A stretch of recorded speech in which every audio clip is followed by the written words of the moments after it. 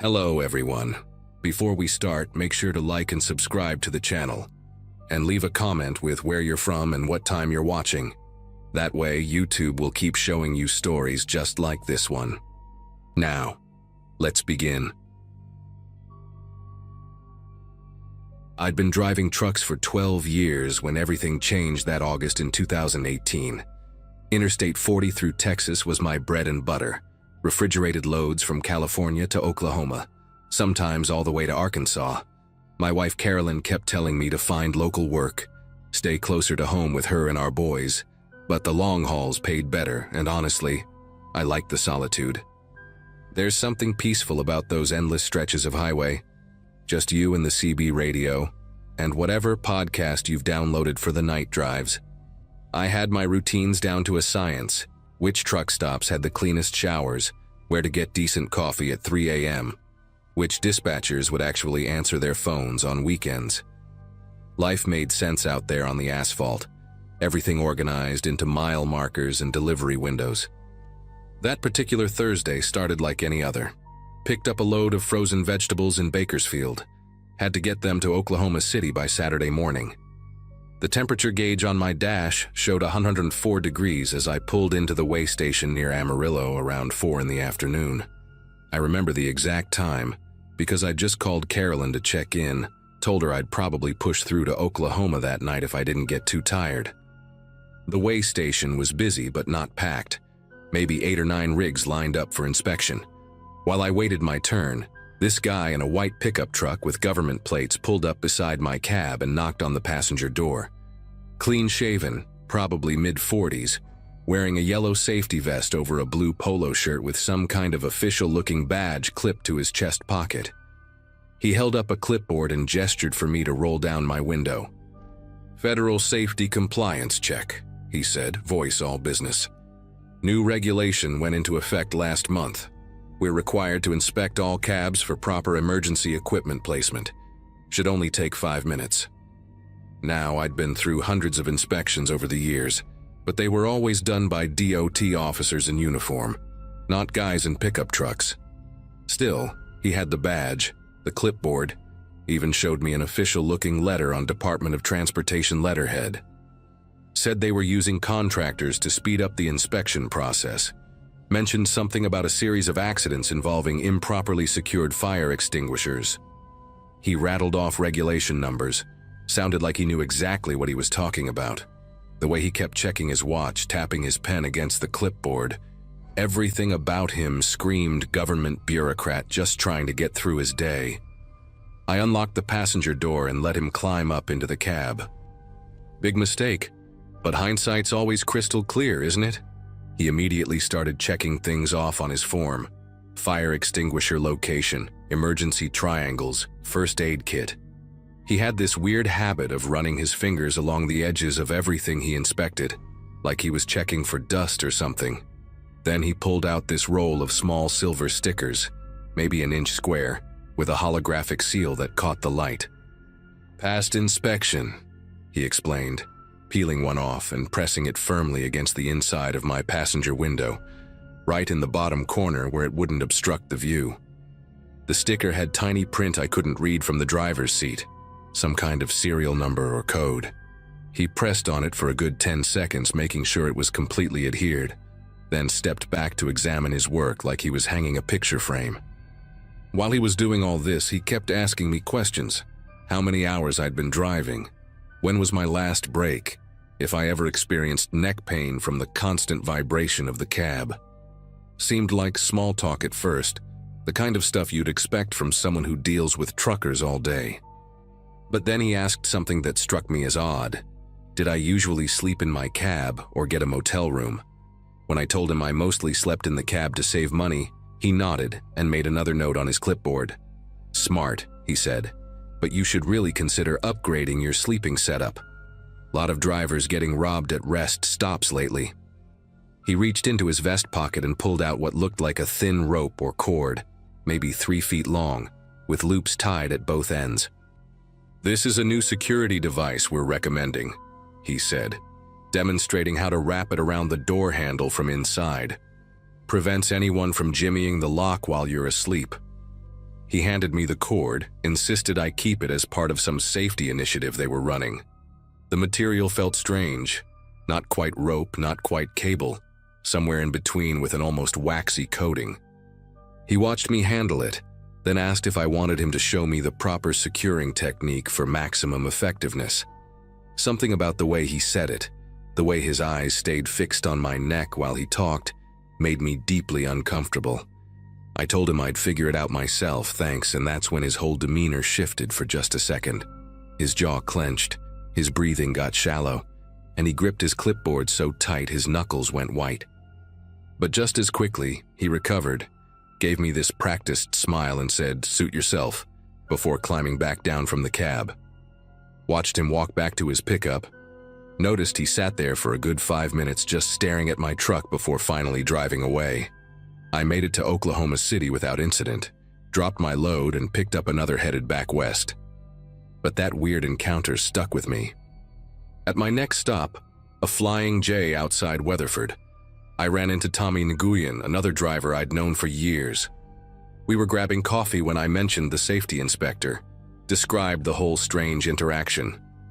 Tommy's face went pale. He'd had the exact same experience 3 days earlier. Same white pickup, same yellow vest, same weird rope thing. He'd actually let the guy demonstrate the securing technique and said the man had wrapped it around the cabin door handle, then suddenly yanked it tight, showing how it could also work as an emergency tourniquet if needed. The way the guy had looked at him while pulling that cord taut, Tommy said, felt like being sized up by a predator. We compared notes and realized we'd both gotten those silver stickers. Tommy still had his, and when we looked at it under the truck stop's fluorescent lights, we could barely make out tiny numbers that seemed to be GPS coordinates. That night, I couldn't sleep. Kept thinking about that cord the guy had given me, still sitting on my dashboard where I'd tossed it. Around 2 a.m., I was scrolling through trucker forums on my phone when I found a thread that made me sit straight up in my bunk. "Anyone else meet a safety inspector in a white pickup?" Posted 2 weeks ago by a driver named Carl Brennan. The responses were scattered but consistent. At least 6 drivers had encountered this guy along I-40 through Texas and New Mexico. But here's what really got me. Carl Brennan hadn't posted anything since that original message.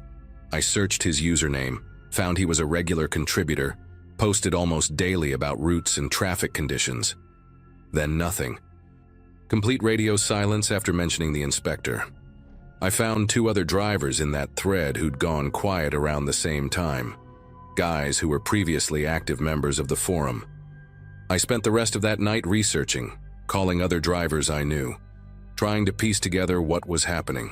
Around 4 a.m. I reached Bradley Foster, an old-timer who'd been driving for 30 years. Brad told me something that changed everything. His nephew worked dispatch for the state police, and they'd found 3 truckers dead in their cabs over the past month, all along the same stretch of I-40. The deaths had been ruled as medical incidents initially, heart attacks or strokes, but they'd recently noticed something connecting them. Each victim had those silver inspection stickers on their windows, and more importantly, each had been strangled with what appeared to be the same type of homemade ligature. The cops were keeping it quiet to avoid panic, but they were actively investigating. Brad's nephew said the killer was using those stickers to mark his targets, probably coming back to find them at rest stops using the GPS coordinates embedded in the sticker codes. The cord he gave out wasn't for security. It was the murder weapon, and he wanted his victims to keep it close. By sunrise, I was pulling into a state police station in Weatherford, that cord in a plastic bag on my passenger seat. The detective I spoke with, a woman named Vasquez with tired eyes and coffee stains on her sleeve, took one look at that sticker on my window and immediately called for backup. Within an hour, they had a forensics team scraping it off with special tools, photographing every angle, documenting the GPS coordinates it contained. Detective Vasquez showed me photos of the other victims, all middle-aged men, all long-haul drivers, all found in their locked cabs with those cords wrapped around their necks. The killer had been climbing into their cabs while they slept, using his knowledge of their routines from the inspection questions to time his attacks perfectly. He knew which drivers slept in their cabs, Knew they'd be alone, knew exactly when they'd be most vulnerable. What really got me was the last photo she showed. Carl Brennan, the driver from the forum, found 4 days ago at a rest stop I'd used dozens of times. They kept me at the station for hours, going over every detail of my encounter with the fake inspector. I helped them create a composite sketch. His rectangular face, the way his brown hair was parted severely to the left, that small scar cutting through his right eyebrow, the way he held his shoulders unnaturally rigid like he was always at attention. Detective Vasquez said I was lucky. Based on the pattern they'd identified, he typically returned to attack within 72 hours of the initial contact.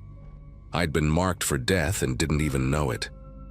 They put out an APB for the white pickup, sent warnings to every truck stop along I-40, posted alerts on all the trucker forums and CB channels.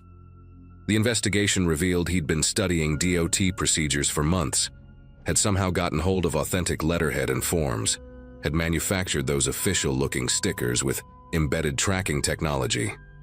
He'd turned the very systems meant to protect drivers into tools for hunting them. The detail that still haunts me: he'd kept notebooks rating each potential victim on their compliance level, how easily they let him into their cabs, how isolated they seemed, how predictable their routes were. 2 days later, they caught him at a rest stop near Albuquerque, sitting in his pickup watching a truck he'd marked the day before. His name was Robert Hutchins, a former DOT employee who'd been fired 3 years earlier for inappropriate conduct. Specifically, he'd been obsessed with the vulnerability of sleeping drivers and had submitted multiple reports about security flaws that read more like murder plans. In his truck, they found 14 more of those cords, a box of those tracking stickers, and detailed notes on dozens of drivers, including their routes, sleep schedules, and personal information he'd gathered during his fake inspections. He'd killed 7 men before they stopped him. I quit long-haul driving after that. Took a local delivery job that has me home every night. Still drive past truckers sleeping at rest stops sometimes, and wonder how many of them would open their doors to someone with a clipboard and a safety vest. That little silver sticker left a mark on my window even after they removed it. A faint square outline I can see when the light hits just right. Carolyn wants me to replace the window, but I keep it as a reminder. Not everyone who claims to be keeping you safe actually is.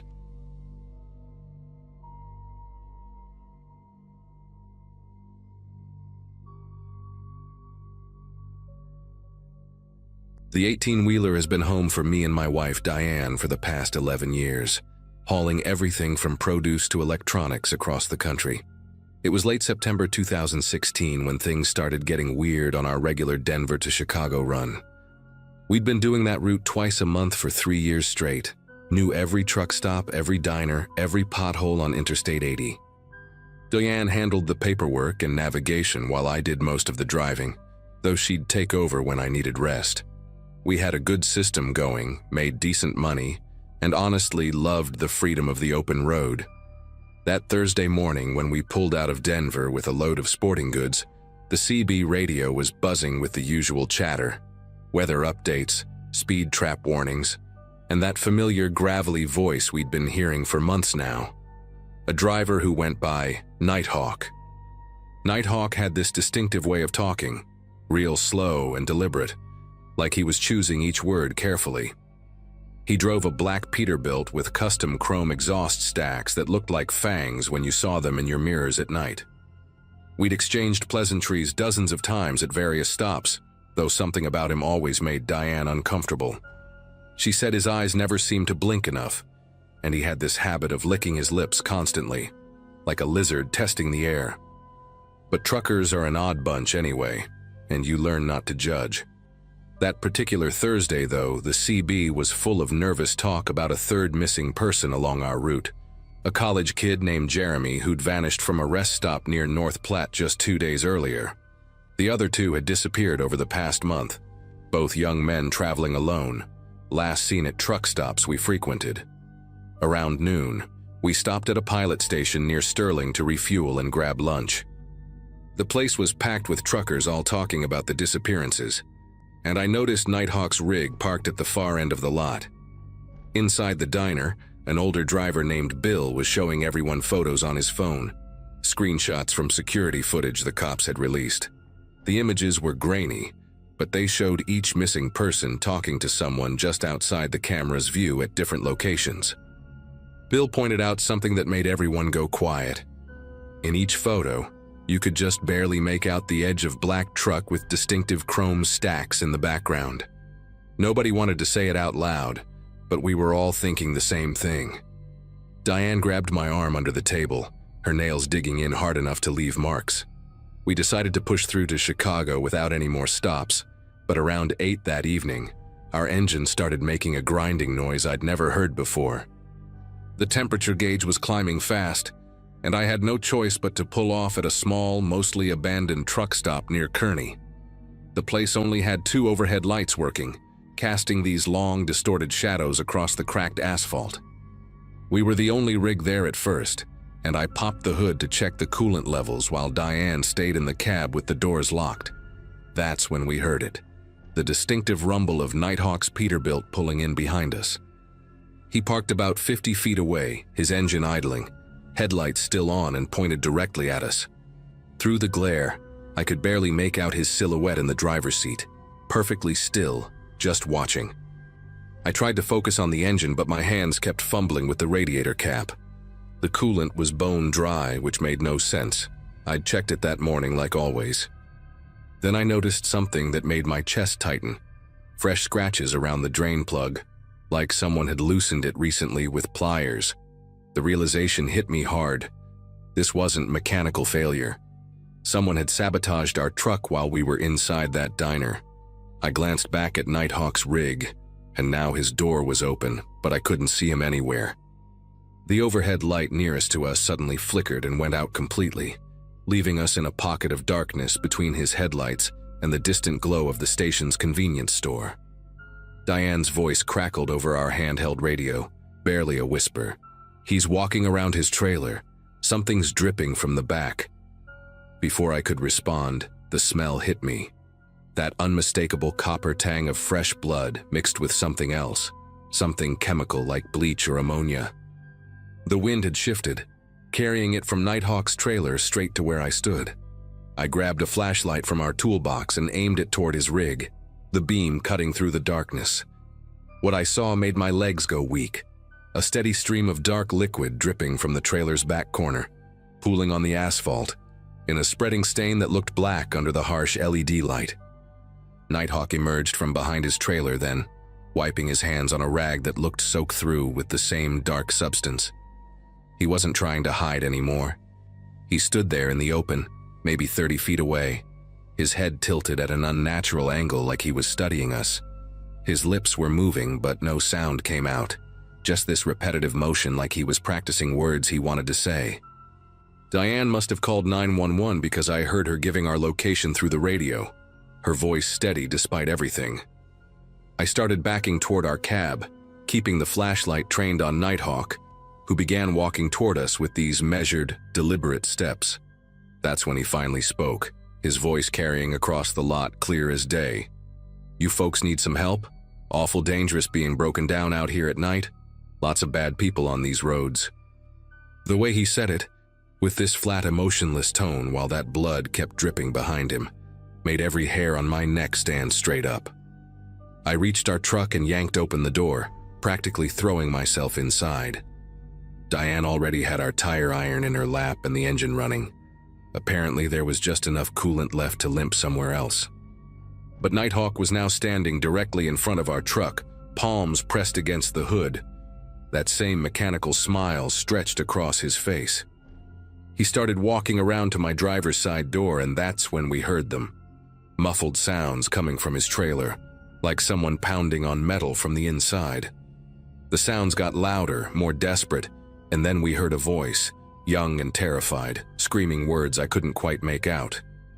Nighthawk's expression changed instantly, the fake smile dropping into something cold and furious.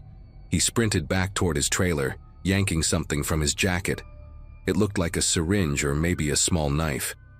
Diane grabbed the gear shift, screaming at me to drive, just drive, anywhere but here.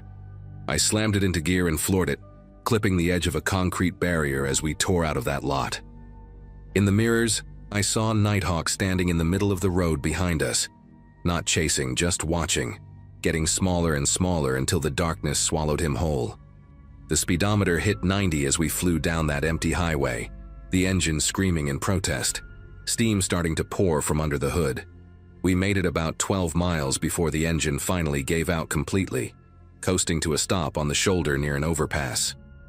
Diane was already on the phone with the state police, giving them Nighthawk's description and location, while I kept watch through the mirrors, terrified we'd see those chrome stacks appearing in the distance. The police showed up within 15 minutes. Apparently our call wasn't the first they'd gotten.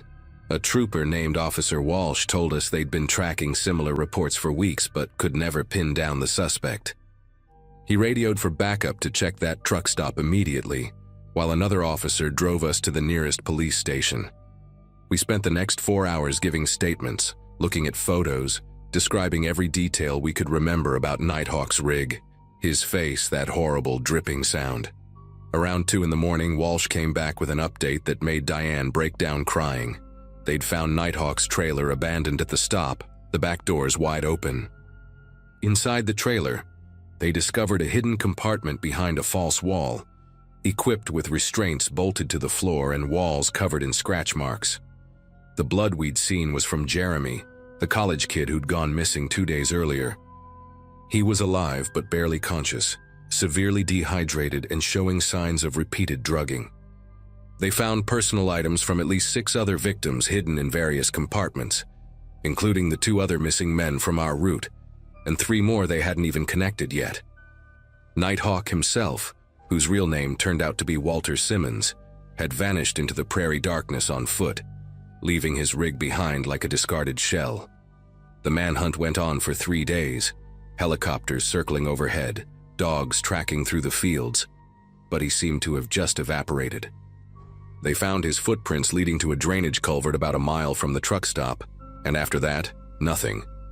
The theory was he had another vehicle stashed somewhere, maybe had been planning this exit strategy all along. We never drove that route again. Couldn't do it. Every black truck we saw for months afterward made us both tense up, and the sound of a CB radio crackling to life would make Diane leave the room. We switched to shorter local runs around Colorado, took a massive pay cut but kept our sanity mostly intact. The FBI contacted us a few more times over the following year, showing us photos of potential sightings, asking if we remembered any other details.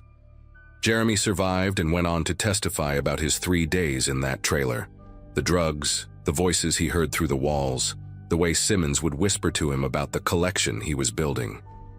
2 of the other victims were never found, just their wallets and keys tucked into a box beneath the trailer's floorboards. The investigation revealed that Simmons had been driving trucks for 23 years, crisscrossing the country under various aliases, and they suspected he had other trailers, other hiding spots they'd never locate. What haunts me most is how normal he seemed all those times we talked on the radio. Just another driver complaining about traffic and weather, sharing jokes and stories over the airwaves. They finally caught him 14 months later at a truck stop in Montana, living under a different name, driving a red Kenworth this time. A rookie driver recognized him from the wanted posters and called it in while Simmons was sleeping in his cab. When they arrested him, he had another victim in a hidden compartment, a 19-year-old hitchhiker who'd been missing for 5 days. The kid survived, traumatized but alive. Simmons never did explain why he let Jeremy live that night when we discovered him. Never explained much of anything, actually. He took a plea deal to avoid the death penalty, got multiple life sentences without parole, and now sits in a federal prison in Illinois. We had to testify at the sentencing, and seeing him in that orange jumpsuit cleaned up and quiet, he looked like nothing more than a tired old man. But when he looked at us from the defendant's table, his lips started moving again in that same soundless way, like he was still practicing words he'd never get to say. Diane and I sold our rig 2 weeks after the trial, used the money to open a small hardware store in Wyoming, and we've never looked back. Some roads you drive down once, and once is more than enough.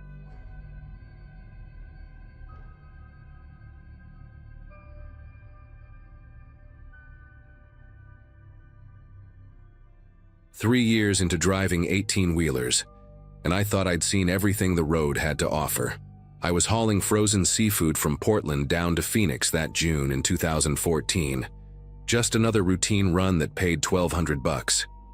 My Peterbilt had over 800,000 miles on her, but she still purred like a kitten when I needed her to. That Thursday afternoon, I'd already logged 7 hours behind the wheel, and federal regulations meant I needed to stop soon. The GPS showed a truck stop about 40 miles ahead in a town called Millbrook, right off Route 93 in Nevada. Never heard of the place before, but the reviews online said they had decent diesel prices and a clean shower facility, which was all I really needed after sweating through another desert crossing. I pulled into Millbrook Truck Plaza around 4:30 in the afternoon, and right away, the place gave me a weird vibe. Only 3 other rigs were parked in a lot that could easily hold 50, and the main building looked like it hadn't been renovated since the 70s.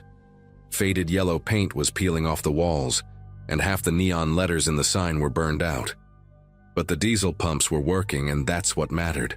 I maneuvered my truck to pump number 7, killed the engine, and climbed down from the cab. The heat hit me immediately. Had to be pushing 105 degrees. While the tank was filling, I decided to head inside for some water and maybe grab a sandwich for dinner. The automatic doors wheezed open, and the blast of air conditioning felt like heaven against my sunburned arms. The inside was even more depressing than the outside. Flickering fluorescent lights made everything look greenish and sick, and there was this smell, like old grease mixed with pine cleaner that hadn't quite done its job. The convenience store section had the usual stuff: chips, beef jerky, energy drinks, those little tree-shaped air fresheners. Behind the counter stood this guy who must have been in his early 40s, skinny as a rail with arms that seemed too long for his body. He had this bleached blonde hair that was thinning on top, combed over in a way that made it worse. His name tag said Vernon, and he was wearing a stained white tank top instead of any kind of uniform. The second I walked in, his eyes locked onto me and didn't let go. Not in the usual way guys sometimes stare. This was different, more calculating, like he was trying to memorize every detail about me. I grabbed a bottle of water from the cooler and a pre-wrapped turkey sandwich that looked at least somewhat edible, then made my way to the counter. Vernon smiled at me with teeth that were surprisingly white and straight, which somehow made everything else about him seem more wrong. "Afternoon, miss," he said, his voice higher than I expected, almost sing-song. "Don't see many lady drivers come through here. Where you headed, if you don't mind me asking?" I gave him the standard vague answer I always use. "South, got a delivery to make." But he kept pressing. "Phoenix, Las Vegas, Los Angeles. I got family all over. Might know some good spots for you to stop." His fingers were drumming on the counter. These long, pale fingers with nails bitten down to nothing, and he kept leaning forward like he was trying to close the distance between us. "Just passing through," I said firmly, pulling out my wallet to pay. He took my $20 bill, but instead of putting it in the register right away, he held it up to the light like he was checking if it was counterfeit. The whole time he kept talking. "You planning to park here tonight? We got plenty of space, real quiet, nobody bothers anybody out here." Then he did something that made my gut clench. He licked his thumb before counting out my change, maintaining eye contact the entire time. "I get off at midnight," he added, placing the coins in my palm one by one, his fingertips brushing against my skin longer than necessary. "Sometimes I walk around the lot, make sure everyone's safe, especially the ladies traveling alone. Can't be too careful these days, right?" The way he said ladies made me want to take a shower. I grabbed my stuff and headed for the door, but I could feel him watching me the whole way out. By the time I finished fueling up and found a parking spot, it was getting close to 6 in the evening. I chose a space at the far end of the lot, away from the building but still under one of the working light poles. From my cab, I could see Vernon through the store windows, and every few minutes he'd look out toward the parking lot. I tried to tell myself I was being paranoid. Maybe he was just lonely. Maybe he was harmless. But 20 years of bartending before I became a trucker had taught me to trust my instincts about people. I locked my doors, drew my curtains, and settled in for the night with my sandwich and a book. Around 9 o'clock, I heard another truck pull in, which made me feel a little better. At least I wasn't alone out here anymore. I dozed off around 10:30, my phone charging beside me and my tire iron within reach, just in case. The knock on my window came at exactly 12:17 a.m. I know because the green glow of my dashboard clock was the first thing I saw when my eyes snapped open. 3 slow, deliberate knocks, then a pause, then 3 more. My heart was hammering so hard I could hear it in my ears. Through a gap in the curtain, I could see a figure standing right beside my driver's side door. The parking lot light cast weird shadows, but I could make out enough.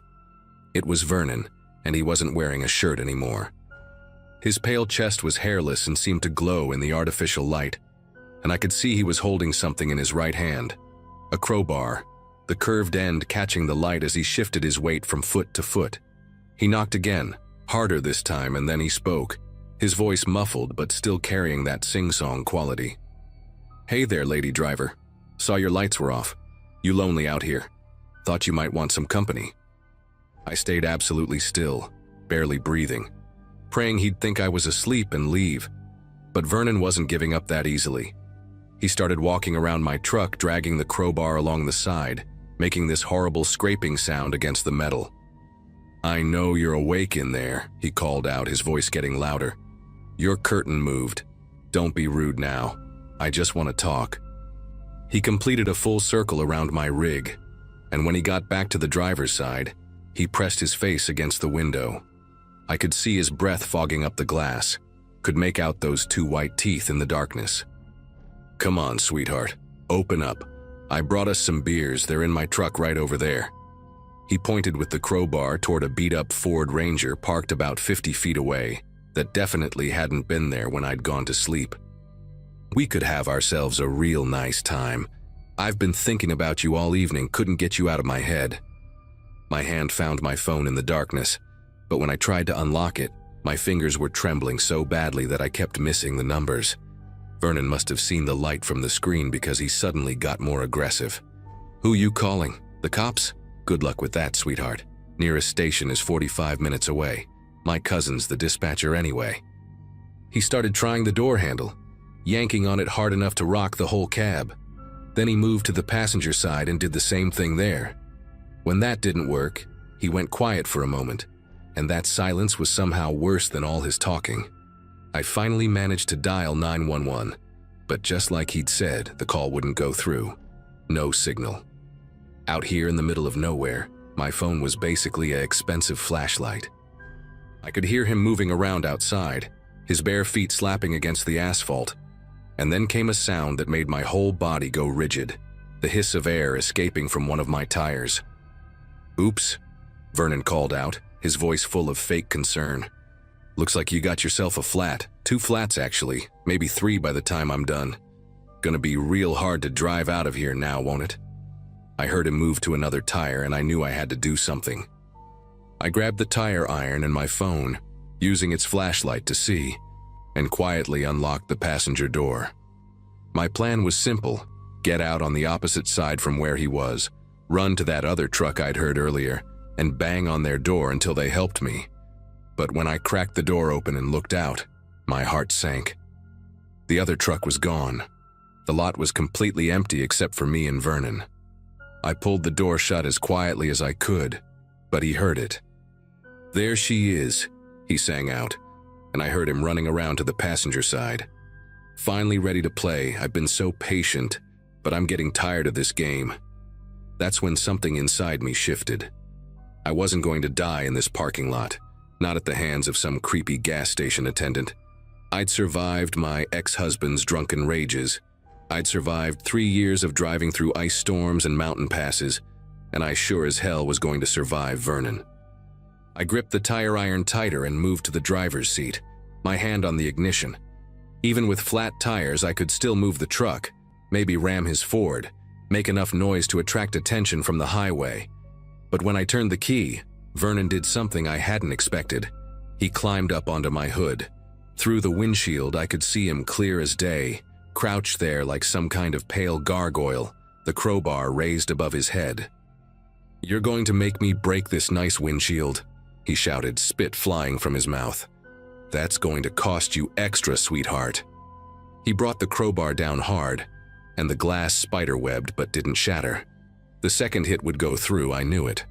But I'd already started the engine, and I did the only thing I could think of. I slammed it into reverse and floored it. Vernon went flying off the hood, landing hard on the asphalt with a sound like a sack of meat hitting concrete. I didn't stop to see if he was okay. I threw it into drive, the truck lurching forward on its ruined tires, making this awful grinding sound as the rims hit pavement. I made it to the highway entrance, sparks flying from my wheels, and just kept going. About 2 miles down the road, I saw the lights of another truck stop, a big chain one with lots of people around. I pulled in, probably ruined my rims completely, but I didn't care. The security guard there called the real cops, and they found Vernon back at his station, claiming I'd attacked him and driven off without paying for gas.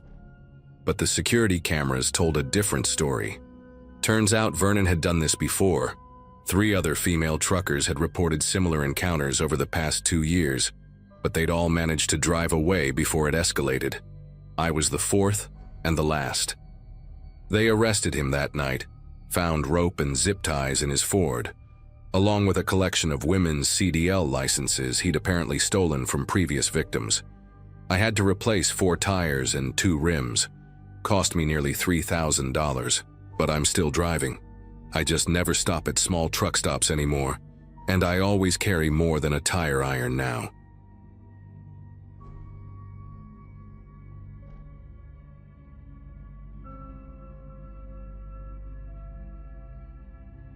The fog was eating up Highway 278 that October night in 2022, making the Alabama backwoods feel like driving through milk soup. I'd been hauling furniture from Mississippi to Atlanta for about 15 years by then, knew every pothole and speed trap between Birmingham and the Georgia line. My Peterbilt's cab had all the usual trucker decorations, pictures of my wife Nancy and our boys taped to the visor, an Elvis bobblehead my youngest got me, and my mother's old rosary swinging from the rearview mirror. That Tuesday started bad with a blown tire near Tupelo that put me 3 hours behind schedule, and by the time I hit that empty stretch of 278, the dashboard clock showed 2:47 a.m. in bright green numbers. The temperature had crashed from 70 to 40 degrees in less than an hour, turning the humid air into a wall of white mist that my high beams could barely punch through. She appeared right at the edge of where my lights reached, maybe 50 feet ahead on the passenger side, just inside the tree line. Couldn't have been older than 17, wearing what might have been a nightgown once, but now hung in shreds off her skinny frame, one shoulder completely exposed. Her dark hair was matted with leaves and dirt, hanging past her waist in thick clumps, and both her arms were waving above her head in that panicked way that hits you right in the gut. Her mouth was open like she was screaming, but I couldn't hear anything over the diesel engine. The way she moved, jerky and desperate, like a person drowning in air, made me hit the brakes hard enough to throw my coffee thermos against the windshield. My first instinct was to grab the .38 I keep under my seat. 15 years of night driving teaches you to be careful about roadside situations. But this girl, she had tears cutting clean lines through the dirt on her face, and her bare feet were bleeding, leaving dark prints on the wet asphalt as she stumbled toward my truck.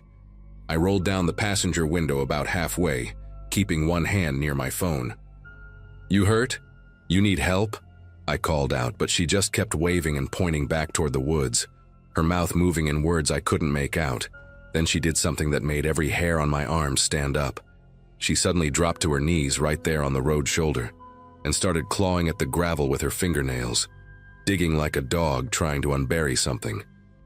The fog swirled around her in patterns that didn't match the wind, and I swear the temperature dropped another 10 degrees in seconds.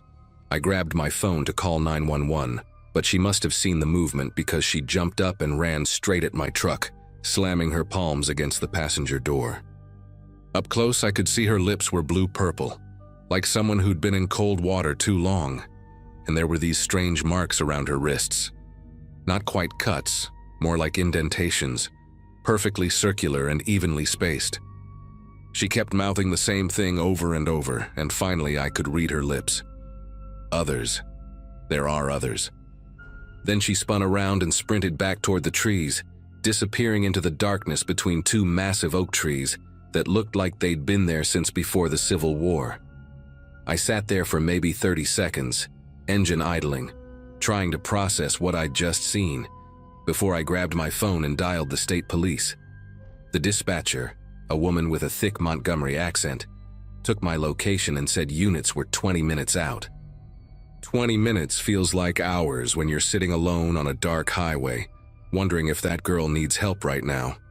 I couldn't just wait. I pulled my truck onto the shoulder, grabbed my mag light and the crowbar I keep behind the seat, and headed toward those two oak trees where she'd vanished. The ground was softer than it should have been for October, almost spongy under my boots, and there was this smell, like wet pennies mixed with antifreeze. About 30 feet into the woods, my flashlight caught something that shouldn't have been there. A blue tarp stretched between several trees, and underneath it, a hole in the ground about 4 feet wide with wooden planks around the edges like an old well. But this wasn't any well. Someone had installed a ladder made from rebar and rope that descended into pure blackness. The smart thing would have been to wait for the cops, but I kept thinking about her saying, "Others." I aimed my flashlight down the hole and nearly dropped it when I saw what was below. Maybe 8 feet down, the hole opened into what looked like a room carved out of the earth, supported by 2x4s and sheets of plywood. I could see the corner of a mattress, some shelves made from cinder blocks and boards, and what looked like dozens of mason jars filled with something dark. But the worst part was the wall. Someone had hammered eye bolts into the support beams, and hanging from each one was a length of chain ending in what were definitely shackles. The metal was shiny, recently used, not a speck of rust on them. I was backing away from the hole when I heard branches snapping behind me, heavy footsteps moving fast through the underbrush. I ran harder than I'd run since high school football, crashing through branches and thorns, that crowbar still clutched in my right hand. Behind me, the footsteps stopped abruptly, but I didn't slow down until I burst out of the tree line and saw my truck's running lights. The state police showed up 12 minutes later, 2 cruisers and then a whole parade of vehicles including FBI, search and rescue, even a forensics van from Mobile. They found the bunker exactly where I said it would be, along with evidence that at least 6 people had been kept down there recently. The mattresses were stained with blood and other fluids I don't want to think about, and those mason jars, full of teeth. Human teeth sorted by type, molars in some, incisors in others like someone was collecting them. They brought in cadaver dogs and excavators, worked that site for 3 days straight. Never found any bodies, but they found more rooms connected by narrow tunnels spreading out under the forest floor like cancer. The story made the news for about a week. Trucker discovers possible human trafficking site and all that. But they never found the girl I'd seen or whoever had been chasing me through those woods. The FBI agent in charge, a guy named Fitzgerald with eyes like a dead fish, told me I'd probably saved lives by calling it in when I did. They found fresh food down there, milk that hadn't expired yet, prescription bottles with dates from just days before. Someone had been living in that underground maze, keeping people in those chains, and they'd cleared out fast. What didn't make the news was what happened next, and why I'm writing this down now, trying to make sense of it all.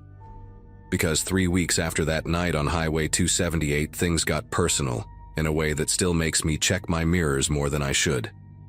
The first text came while I was fueling up at a Love station near Meridian. My phone buzzed with a number I didn't recognize. No area code, just 10 zeros. The message read, "Douglas Brennan, Peterbilt 579. License Alabama JKR 8823. You should have kept driving." My full name, my exact truck model, my plate number that I'd just renewed 2 months prior. I showed it to the station manager, thinking maybe it was some kind of scam. But he just shrugged and said truckers get weird messages all the time. The second text came that same night while I was sleeping in my cab at a rest stop. The girl wasn't lost. She was bait. Stop talking to the badges. This time there was a photo attached. Me, taken from behind while I was walking into the FBI field office in Birmingham the week before. Whoever took it had been close enough that I could see the coffee stain on my flannel shirt. By the end of that week, 4 other drivers from my company had gotten similar texts. All of them had driven that stretch of 278 in the past month, and all the messages had their real names, truck details, even their home addresses. One driver, Kevin Garrett, got a video of his daughter walking out of her elementary school in Huntsville. Another guy, Paul something or other, received a close-up photo of his wife's car parked at her job, with a message saying, "Beautiful family. Shame if they traveled alone." We all reported it to the FBI, but Fitzgerald just said they were investigating and told us to vary our routes, stay alert.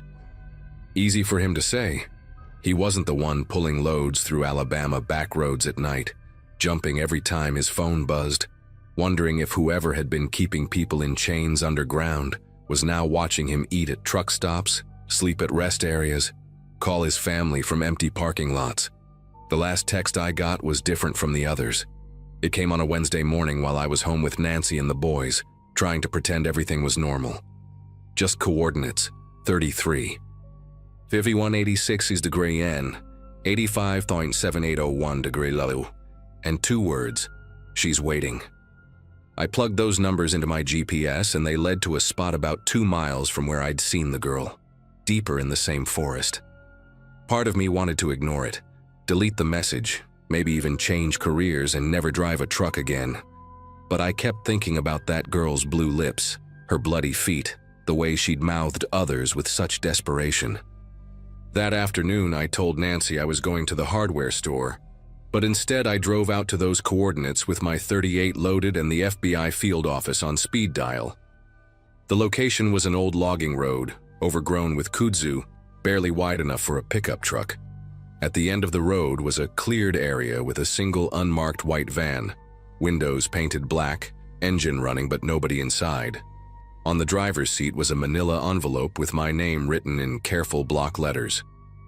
Inside were photographs, dozens of them. The girl I'd seen that night, but in different clothes, different ages, going back maybe 5 years. In some, she was smiling, looked healthy, normal. In others, she was with different people, always in wooded areas, always wearing that same expression of practiced distress.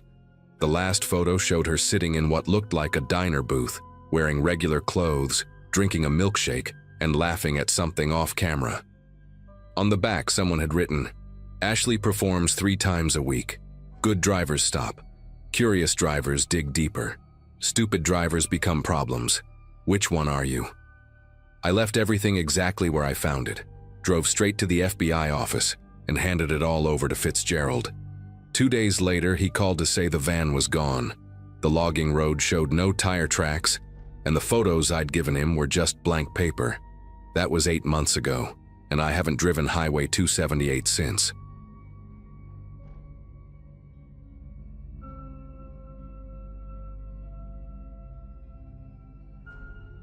Late July 2011, and I was hauling a load of frozen goods from Michigan down to Tennessee. Been driving trucks for about 6 years at that point, mostly regional runs that kept me within a day's drive of home. I was 38, divorced, and pretty much married to the job by then. That night found me pulling into a truck stop just off Interstate 65, somewhere between Louisville and Nashville. The place was one of those massive plazas with maybe 200 parking spots, a diner that never closed, and shower facilities that truckers like me lived for after 14 hours on the road. I remember checking my watch as I parked. It was just past 11 p.m., and the lot was about 3/4 full. The shower building sat maybe 150 feet from where I'd managed to squeeze my Peterbilt between 2 other rigs. After grabbing my shower bag and fresh clothes from the sleeper cab, I made my way across the lot. The walk there was uneventful, just the usual hum of idling engines and the occasional hiss of air brakes. The shower facility was pretty standard, concrete block building painted beige, fluorescent lights that made everyone look sick, and that weird mix of diesel fumes and industrial cleaner smell. I paid my $12 at the counter to a kid who couldn't have been more than 19, got my receipt with the door code, and headed to stall number 7. The shower itself was heaven, after sweating through Indiana's humidity all day. I must have stood under that hot water for 20 minutes, just letting it work out the knots in my shoulders and wash away the road grime. When I finally stepped out around 11:45, the parking lot had taken on a different character. Most of the overhead lights were still working, but they created these long shadows between the trucks that hadn't been as noticeable before. I could hear a dog barking somewhere in the distance, probably from one of the cabs, and the sound of someone's radio playing old country music. As I walked past the fuel islands, I noticed a Freightliner with its high beams on, pointed straight across the lot. At first I figured the driver had forgotten to turn them off. Happens all the time when guys are tired. But then the lights flicked off for a second, then back on, off again, on again. The pattern was deliberate, almost like Morse code, except there was no rhythm to it. I kept walking, my wet hair starting to feel cold in the night air, and tried to ignore it. About halfway to my truck, I realized those high beams were tracking me. Every few steps I took, I could hear the low rumble of an engine adjusting, and the light beam would shift to keep me in its glare. The Freightliner was actually turning, just slightly, repositioning itself as I moved through the lot. My truck was still 4 rows away, and I had to weave between other rigs to get there. Each time I passed behind another trailer, blocking the light temporarily, I could hear that engine rev up, like the driver was agitated he'd lost sight of me. The intensity of those lights made it impossible to see who was behind the wheel, just a bright white void where the windshield should be. I picked up my pace, not quite running, but definitely moving faster than my usual stride. My shower bag kept bumping against my leg, and I could feel water from my hair dripping down my back, soaking through my clean shirt.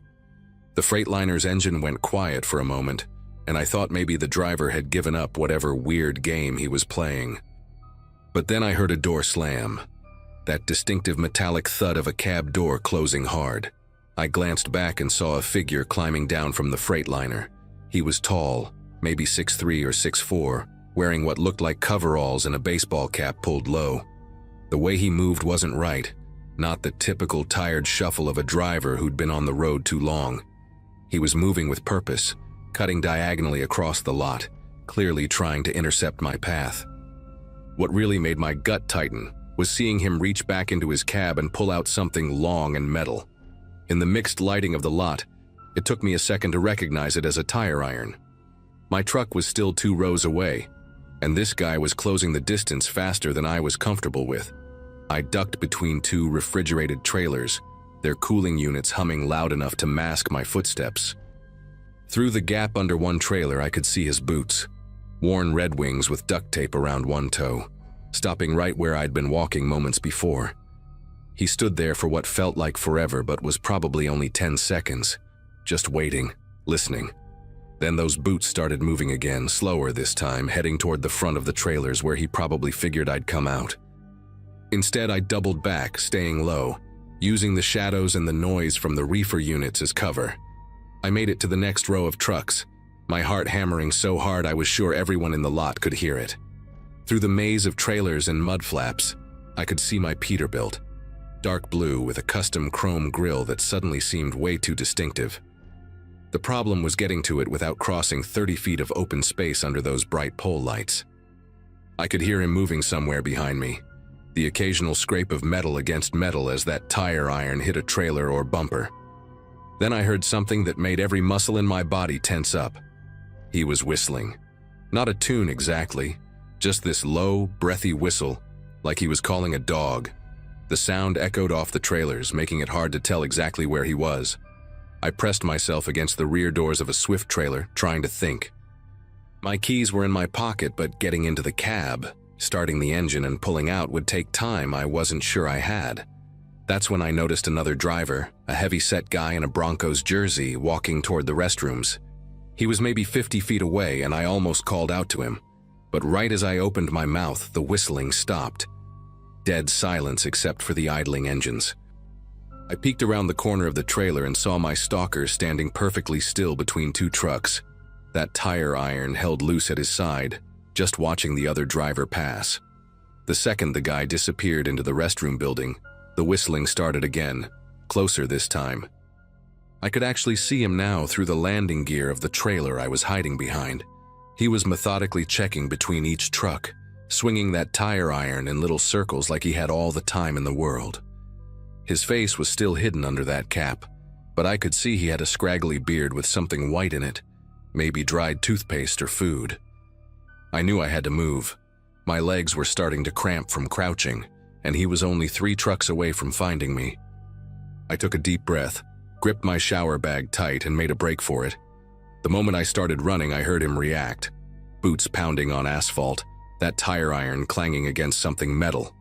I didn't look back, just focused on my truck's door handle. My fingers fumbled with the keys, slipping once on the lock before I got it open. I practically threw myself inside, slamming the door and hitting the locks in one motion. Through the side mirror, I saw him stop about 10 feet away, just standing there in the light from the pole lamp. For the first time, I got a clear look at his face. Weathered skin, maybe mid-50s, with these pale gray eyes that didn't blink once. He tilted his head like he was considering something, then raised that tire iron and pointed it at me through the window. Not threatening exactly, more like he was marking me, filing me away for later. I started the engine, my whole body trembling now that I was relatively safe. But he didn't move, didn't try to approach the truck. He just stood there watching as I put it in gear. As I pulled forward, I had to drive past him to get to the exit, and he actually stepped aside to let me through, giving this little mock bow as I passed. In my mirrors, I watched him walk calmly back toward his Freightliner, tossing the tire iron up and catching it like it was a baton. I didn't stop driving for another 2 hours, finally pulling into a well-lit pilot station near the Kentucky border. When I checked my truck during my pre-trip inspection the next morning at a different stop, I found something that still makes me sick to think about. There were fresh scratches on my trailer doors, spelling out my license plate number, like he'd carved it there before I'd even gotten back from my shower. I reported the incident to the state police and the truck stop management, gave them every detail I could remember. The cop who took my report said they'd had similar complaints from other female drivers over the past few months, always at different stops along that stretch of I-65. Same pattern, the high beams, the stalking, the tire iron. One driver from Indiana said she'd found her air brake lines partially cut after an encounter just like mine. Another reported finding her trailer seal broken and her cargo disturbed, even though nothing was stolen. They never caught the guy. The Freightliner's plates I managed to glimpse were registered to a company that had gone out of business 3 years earlier. The truck stop's security cameras conveniently had a blind spot right where he'd parked. The police said he probably scouts these lots for women driving alone, maybe listening to CB chatter or watching for single drivers at the fuel islands. They advised me to start carrying protection and to always park near other trucks I knew. I still drive that route sometimes. It's good money and I can't afford to be picky about loads. But I never stop at that plaza anymore, and I never shower at night at any truck stop. I've met other female drivers who've changed their routines too, some who've even quit altogether because of experiences like this. We share information at stops, warning each other about suspicious vehicles or drivers who give us bad feelings. Last month, a driver named Bethany told me she'd seen a Freightliner with its high beams on at a rest area near Indianapolis, just sitting there, watching. She said when she looked closer, she could see scratches on the driver's door. Numbers and letters, dozens of them, carved into the paint like some kind of collection. We both know what those probably are. The truth is, he's still out there, probably with a new truck by now, maybe a different tactic. But those pale gray eyes and that tire iron, I know exactly what he's looking for, and every female trucker on I-65 drives a little faster through that stretch of road.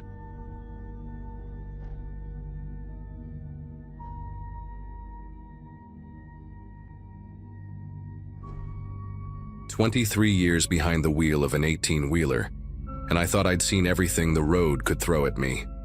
Wrong turns in the middle of nowhere, black ice that turned highways into skating rinks, even a tornado that touched down maybe half a mile from where I'd pulled over. But nothing, and I mean absolutely nothing, could have prepared me for what happened on that Monday morning in early May 2017. I was hauling a load of dairy equipment from Madison down to Milwaukee, a route I'd done probably 100 times before. The sun had just started burning through the morning fog, and I remember thinking how perfect the weather was. Not too hot, not too cold, visibility getting better by the minute. I'd been up since 4, grabbed coffee and eggs at this little diner off Highway 151, where the waitress, Dolores, always remembered how I liked my toast barely golden, just warm enough to melt butter. The overpass on County Road K had always been part of my regular route, one of those concrete structures you pass under without giving it a second thought. Built in the 70s, according to the date stamp I'd noticed once when traffic had me crawling underneath it. That morning I was doing about 55, keeping it steady, when I heard this sound. Like somebody dragging a massive chain across concrete, but deeper, more guttural. The whole cab started vibrating in this weird, rhythmic pattern that didn't match the engine or the road surface. Through my mirrors, I could see the overpass maybe 200 feet behind me, and at first everything looked normal. Then I saw it. A crack spreading across the support pillar like lightning in slow motion. Chunks of concrete the size of refrigerators starting to separate from the main structure.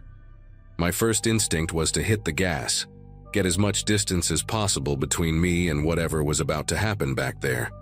But here's where everything went sideways, literally. The road beneath me wasn't just road anymore.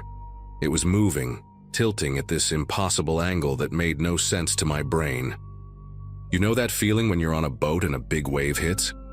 Multiply that by 1,000, except you're in a 40-ton vehicle going 55 miles per hour. The asphalt was cracking, splitting open like the earth had decided to yawn, right there under my wheels. I could hear the trailer behind me groaning, metal twisting in ways it was never designed to twist.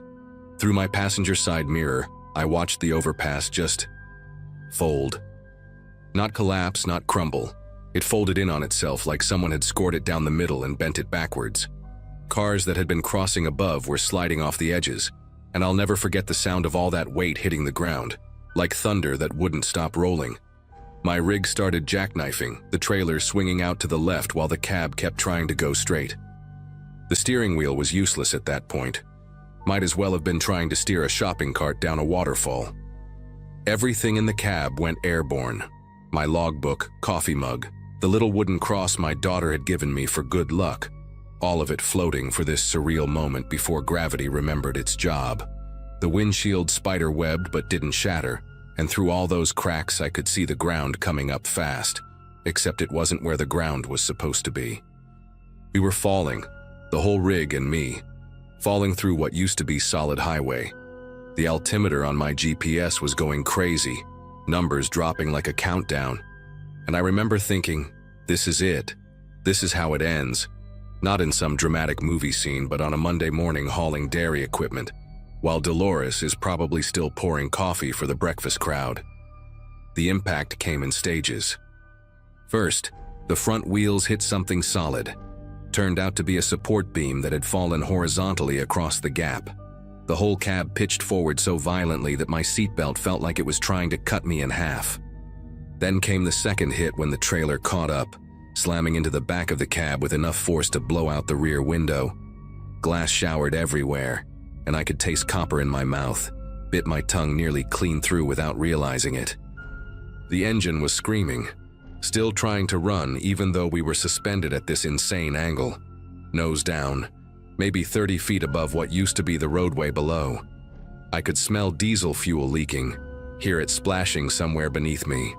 And all I could think about was those safety videos they make you watch about fuel fires, and how you've got maybe 90 seconds to get out before everything goes up. My door was jammed against a massive chunk of concrete, wouldn't budge no matter how hard I kicked. The passenger door was my only option, but it meant climbing across the cab while hanging in my seatbelt like some kind of demented jungle gym. Every movement made the whole rig shift and groan, pieces of the collapsed overpass still falling around us, bouncing off the trailer with these hollow metallic gongs. I managed to get the passenger door open. It swung out and down, hanging into empty space. Below me, I could see twisted rebar sticking up like giant metal thorns. chunks of concrete the size of compact cars, and somewhere in all that mess, other vehicles that hadn't been as lucky as me. That's when I heard her. A woman's voice coming from one of those cars, screaming for help. Not panicked screaming, but deliberate, measured calls, like she was trying to conserve energy. Made the whole thing real in a way that my own situation hadn't quite registered yet. Getting out meant letting go of everything I knew about safety and just trusting physics I didn't understand. I unclipped my seatbelt while bracing against the steering wheel, immediately sliding toward the passenger door. My work boots found purchase on the center console, then the door frame, and I basically had to spider crawl out while the whole cab swayed like a drunk trying to stand still. The metal was hot from friction, burning through my gloves, and I could feel the truck shifting with every pound of pressure I put on different spots. Once I got outside, standing on what was technically the passenger door while holding onto the mirror mount, I could see the full scope of the disaster. The overpass hadn't just collapsed, it had taken out a section of the highway maybe 300 feet long. My rig was caught on debris about halfway down, like a toy truck dropped in a construction site. Above me, people were gathering at the edges of the intact road, some filming with their phones, others shouting down asking if I was okay. The woman's voice came again, clearer now that I was outside. She was in a silver minivan about 40 feet below me, the vehicle crushed between two concrete slabs but somehow maintaining just enough space inside to keep her alive. I could see her hand waving through a gap in the wreckage, and she was saying she couldn't feel her legs, real calm about it, like she was reporting the weather. I knew I had to get down there, but the path was nothing but twisted metal, broken concrete, and exposed rebar that looked sharp enough to go through you like a hot knife through butter. Started making my way down anyway, using the trailer's undercarriage as a ladder, then jumping to a relatively stable piece of roadway that had landed at an angle. My ankle rolled when I landed, heard it pop, but adrenaline's funny that way. Didn't feel a thing until much later. Could hear sirens in the distance, but they sounded so far away, and this woman kept talking, telling me her name was Grace, that she was a teacher, had 32 students waiting for her, and could I please just stay with her until help came. I spent the next 40 minutes holding Grace's hand through a gap, barely wide enough for our fingers to touch. She told me about her classroom, how she decorated it with paper butterflies the kids had made, how one student, Anthony, always brought her apple slices because he'd decided teachers needed vitamins. Her voice would fade sometimes, and I'd squeeze her fingers, tell her about my roots, the weird things you see at 3 in the morning on empty highways. A guy in a tuxedo walking a peacock on a leash, a broken piano sitting perfectly centered in the middle of the road like someone had placed it there on purpose. Anything to keep her talking, keep her conscious. The diesel smell was getting stronger, and I could see fluid pooling under several vehicles. Other survivors were emerging from the wreckage. A family of 4 from a crushed SUV, all miraculously able to walk, and an elderly man who kept asking what year it was, blood running down his face from a gash that looked like someone had unzipped his scalp. We formed this bizarre little community in the ruins, helping each other, sharing water from a cooler someone had pulled from their destroyed car. First responders finally rappelled down about an hour after the collapse. Watching them work was like watching a choreographed dance. Every movement deliberate, calculated, no wasted energy. They got Grace out using the jaws of life, and I'll never forget the sound those tools make, like giant metal teeth chewing through a tin can. She was conscious the whole time, even managed to squeeze my hand one more time before they lifted her into the basket. The paramedic who checked me out said my ankle was broken in 2 places, had been walking on it for almost an hour, and asked if I was some kind of superhuman. Told him no, just a truck driver who needed to help someone.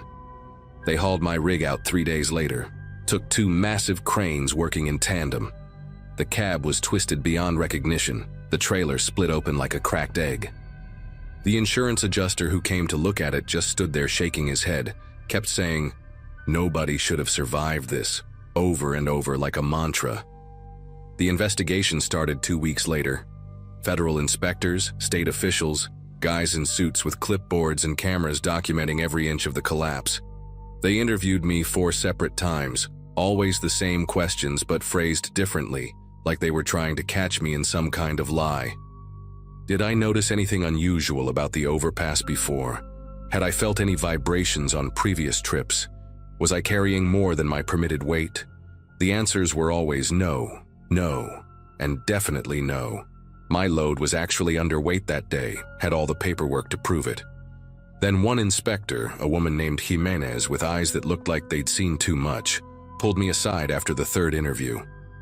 She couldn't say much, legal reasons, but she told me to pay attention to the news in the coming weeks. Said sometimes the real horror isn't what happens, but why it was allowed to happen. I didn't understand what she meant until the story broke about Harbor Construction, the subcontractor responsible for maintaining that stretch of infrastructure. Turns out Harbor Construction had been filing inspection reports for bridges and overpasses they'd never actually inspected. 3 years of documents, all signed and stamped, describing detailed examinations of structures they'd never even visited. The owner, a guy named Christopher Lawson, had been pocketing the inspection money while paying some kid fresh out of community college to fabricate the reports using Google Earth images and weather data to make them look authentic. The overpass that collapsed. According to their files, it had passed a complete structural inspection just 6 weeks before it fell. In reality, nobody had physically looked at it in over 4 years. The support pillar that failed had been slowly deteriorating from water damage and freeze-thaw cycles, cracks spreading through the concrete like cancer. If anyone had actually bothered to look, to really look, they would have seen it. Grace ended up paralyzed from the waist down. 3 people died in cars I never even saw, all because somebody decided their profit margin was worth more than doing the job they were paid to do. Lawson got 8 years in prison. The families got settlements. I got a new rig and nightmares that still wake me up sometimes, that sound of concrete tearing apart playing on repeat. But I'm driving again. Same routes, different bridges, and you better believe I look at every single overpass differently now.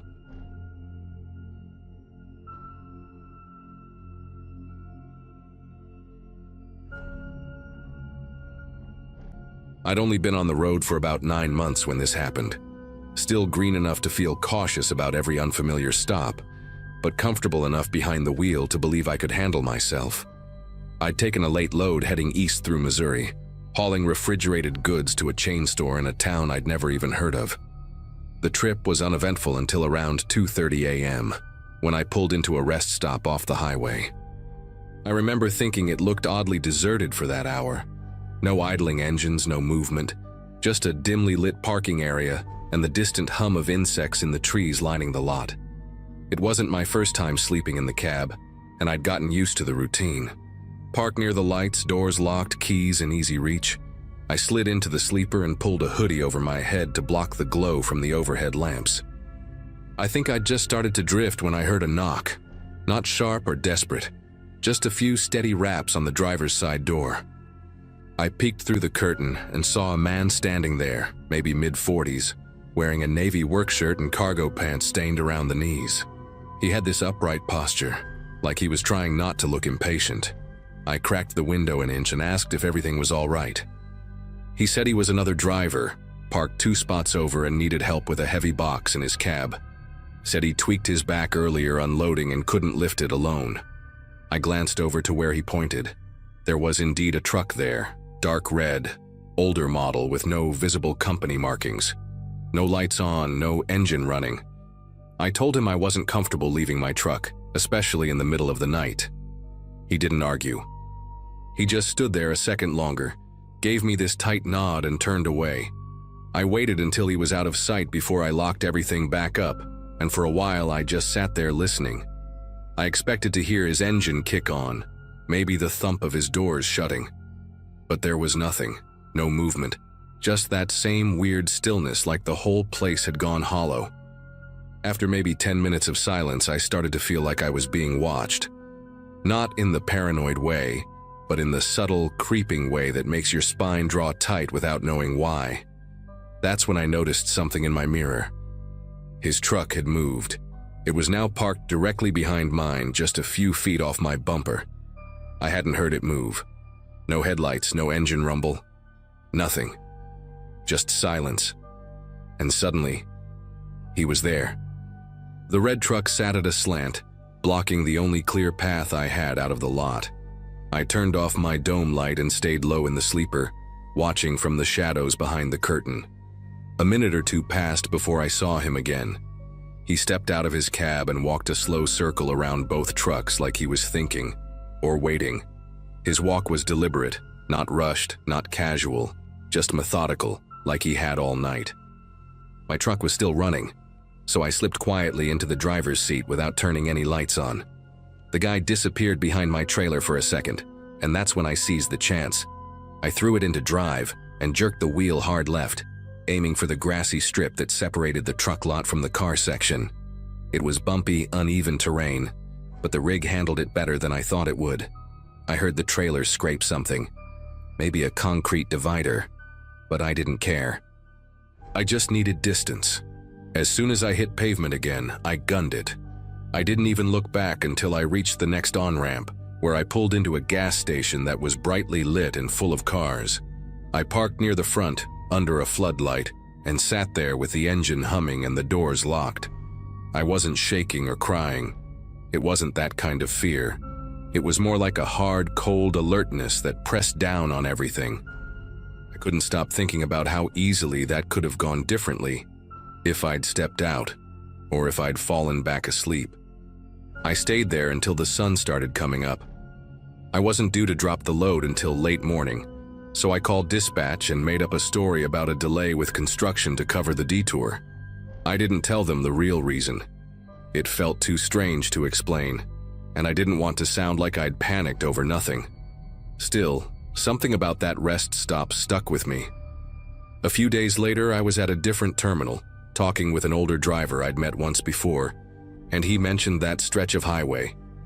Said it gave him bad vibes. I asked why, and he told me 2 guys had gone missing from that same rest stop about a month back. No sign of them. Trucks abandoned, no footage, just gone. That hit me harder than I expected. I hadn't told him anything about what happened to me. I hadn't told anyone. But hearing that, it glued everything into place. That guy at the rest stop wasn't just looking for help with a box. He had a plan. He'd done it before, and he was patient enough to wait around for hours, banking on me being tired enough, trusting enough, to step out of my cab. Maybe he thought I'd eventually crack, or maybe he was just playing the odds. Either way, I didn't like how close I came to being one of those missing drivers. I looked up the news when I got home, digging through local reports. There wasn't much, just a short article buried under traffic updates and weather. 2 long-haul drivers, both last seen at the same rest stop, both trucks found in place with the doors open and keys still inside. No signs of struggle, no forced entry, just empty cabs. One of them was from out of state on his first solo run. That detail stuck with me. I thought about his family, how they probably expected him home in a few days. How maybe all it took was a guy with a clean shirt and a calm voice. After that, I stopped sleeping at rest stops completely. I only pulled into truck plazas with cameras, lights, and people. And even then, I never left the cab unless it was broad daylight. I upgraded the locks on both doors and got a steel baton I kept wedged beside the seat. Every time I parked, I backed into a spot with a straight exit path and checked all my mirrors twice. It wasn't paranoia, it was math. That guy had probably done this more than twice, and I just happened to be the one who didn't take the bait. I still wonder what was in that box he mentioned, if there ever was a box at all. Part of me thinks it was just something to say, a way to lure someone close enough. But sometimes, in those quiet moments on the road, I picture him standing in the dark, holding something heavy in his arms. Not a package, not freight, just something he needed help carrying. And I remember how easily I could have said yes.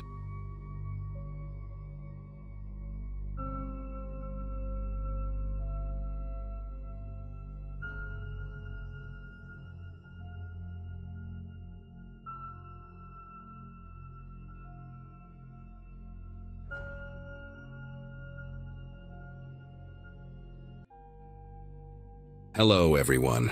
Before we start, make sure to like and subscribe to the channel. and leave a comment with where you're from and what time you're watching. That way, YouTube will keep showing you stories just like this one. Now, let's begin. I grew up in a small town in Kentucky. One of those places where everyone knows your name, your business, and your family history 3 generations back. It was 1976, and I had just turned 17. My world revolved around school, church, and the occasional drive-in movie with my best friend Ellie. My father ran a modest hardware store on Main Street, and my mother was the type of woman who ironed pillowcases and insisted on saying grace before every meal, even at breakfast. It was a quiet, predictable life. That was until I got involved with Caleb Turner. Caleb was the son of Judge Raymond Turner, the kind of man who walked into a room and silence followed him. Everyone in town either feared or respected him. Caleb, though, wasn't like his father. He was charming in a way that made girls forget their upbringing. He had this lazy smile, sun-bleached hair, and a way of talking that made you feel like you were the only person in the world. We started seeing each other in secret that summer. I didn't tell anyone, not even Ellie, mostly because I knew what people would say, that I wasn't good enough for him. When I found out I was pregnant, I was sitting on the edge of my bed, holding a drugstore test I'd bought 2 towns over just to avoid being recognized. My hands were shaking so badly I almost dropped it. Caleb was the first person I told. I was scared, sure, but part of me believed he'd take care of it, that we'd figure it out together. He didn't say much at first, just sat there staring at the floor, biting the inside of his cheek. The next day he came back and told me his family would take care of everything. I didn't know then just how literal he meant that. Within a week, everything in my life changed. My parents were told I'd had a breakdown. That's the word they used, breakdown. I was suddenly unwell, and it would be best if I stayed somewhere quiet to recover. They sent me to stay with some distant cousin of my mother's in a rundown farmhouse nearly 50 miles away. No phone, no car, no way to contact anyone. My father didn't even drive me there, Caleb's uncle did. He didn't say a word during the entire ride. I remember staring out the window the whole way, watching the trees blur past, and feeling like I was being erased. The farmhouse was old and smelled like dust and mothballs. The woman I was sent to stay with, Aunt Margaret, though I'd never met her before, was in her late 60s, wore orthopedic shoes, and always kept her curtains drawn. She never asked questions, never offered comfort. Her house had no television, no radio, and the only books were religious pamphlets and an old Bible with pages so thin they crinkled when you touched them. I spent most of my days staring out the back window, watching the empty fields shift with the wind, waiting for something, anything to happen. It was like time had stopped. At night, I'd lie awake and listen to the sounds of the old house, wood creaking, wind slipping through cracks, distant coyotes. I wasn't allowed to go into town. Aunt Margaret said it was for the best. I had no idea what people back home were being told. Ellie never wrote, neither did my parents. Weeks went by, then months. My belly grew, and with it the silence around me. I felt like a ghost trapped in someone else's story. Sometimes, I'd talk to the baby just to hear my own voice. I remember whispering, "I don't know what they're doing to us, but I promise I'll get you out." Then one morning, I heard voices outside. I peeked through the front window and saw Judge Turner's black Buick parked in the dirt driveway, dust still swirling around the tires. He didn't come in. Instead, he spoke with Aunt Margaret on the porch, low and calm. She kept nodding, eyes fixed on the ground. After he left, she brought me a suitcase and said I needed to pack. "They found a better place," she said. No details, no answers. I asked where we were going. She didn't answer, just pointed to the suitcase and walked out of the room. That night I didn't sleep. I kept thinking, what if I disappeared completely? The next day, Caleb showed up. It was the first time I'd seen him in months. He looked thinner, paler, like he hadn't been sleeping either. But he wouldn't look me in the eye. He just stood by the door while Aunt Margaret handed him the suitcase. Then he muttered something about a clinic in Ohio and that they would pay for everything. I told him I didn't want to go anywhere. I begged him to tell my parents the truth, That's when he finally snapped. Said it was too late for all that things had already been handled. I didn't know what that meant exactly, but the way he said it chilled me to the bone. I didn't go to the clinic. That night, while Aunt Margaret was asleep, I grabbed the suitcase she packed for me and snuck out the back door. I walked for what felt like hours, following the road with nothing but the moonlight and the sound of gravel crunching under my shoes. Eventually, I found a gas station with a payphone. I had no money, but the clerk, this skinny kid with long hair and a kind face, let me make a call. I dialed the only number I could remember by heart, Ellie's. When she picked up, I barely got the words out. All I said was, "It's me. I need help." Ellie showed up 6 hours later, driving her brother's beat-up Chevy Nova. When she saw me, she burst into tears. She told me everyone thought I'd been committed to some private facility out west, that my parents had been told not to visit, and that I'd asked for space. Caleb apparently had gone back to school like nothing happened. I stayed with Ellie and her family for a few weeks, hidden in the basement. Her parents were quiet about it, but I could tell they knew something wasn't right. They never asked questions. They just let me stay. Eventually, I found a women's shelter in Louisville that helped girls like me. I gave birth there, to a little girl with a head full of dark hair. I named her Hope. It wasn't until years later that I found out the full story. One of Caleb's cousins, drunk at a wedding, told someone what had really happened, how the Turners had fabricated a mental breakdown, falsified medical papers, and even paid off a doctor to back it all up. They'd planned to handle it quietly, send me away, give the baby up without my consent, and pretend I never existed. I was just a liability to them, an inconvenience. I never saw Caleb again. Last I heard, he became a lawyer like his father. I changed my name, moved out of Kentucky, and raised Hope on my own. She's in college now, smart, strong, and full of fire. She doesn't know the whole story yet. One day I'll tell her, but not because I want her to feel sorry for me. I'll tell her so she knows how far some people will go to protect power, and how far you have to go to protect yourself. To this day, there are folks back in that town who still think I had some kind of breakdown. Maybe that's for the best. Let them think I disappeared. The truth is, I survived.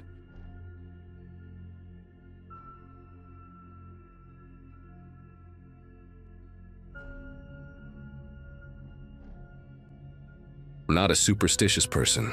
I don't believe in ghosts, witches, or backwoods cults. Or at least I didn't. I'm 28. I live alone in a rental house in Jackson, Mississippi. And until a few weeks ago, my biggest worries were rent and a weird noise my car makes in reverse. I like hiking on weekends, mostly to clear my head. A few friends and I, all people I've known since college, planned a trip out to a wooded area about an hour and a half east of Jackson. It's public land, not marked as anything special, just quiet and remote. It was me, Jordan, Will, and Rachel. Nothing fancy. Just a day hike with snacks, photos, and no cell service. I wish we'd turned around the second we saw that first cross. We'd wandered off trail, which we tend to do when the marked paths get boring. That's when Rachel noticed what looked like an animal's skull nailed to a tree.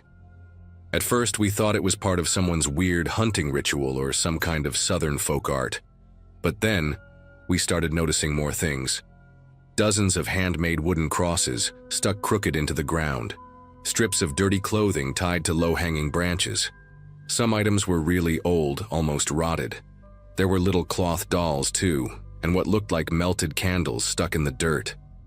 The whole area had this heavy, quiet feel to it, like the trees were pressing in.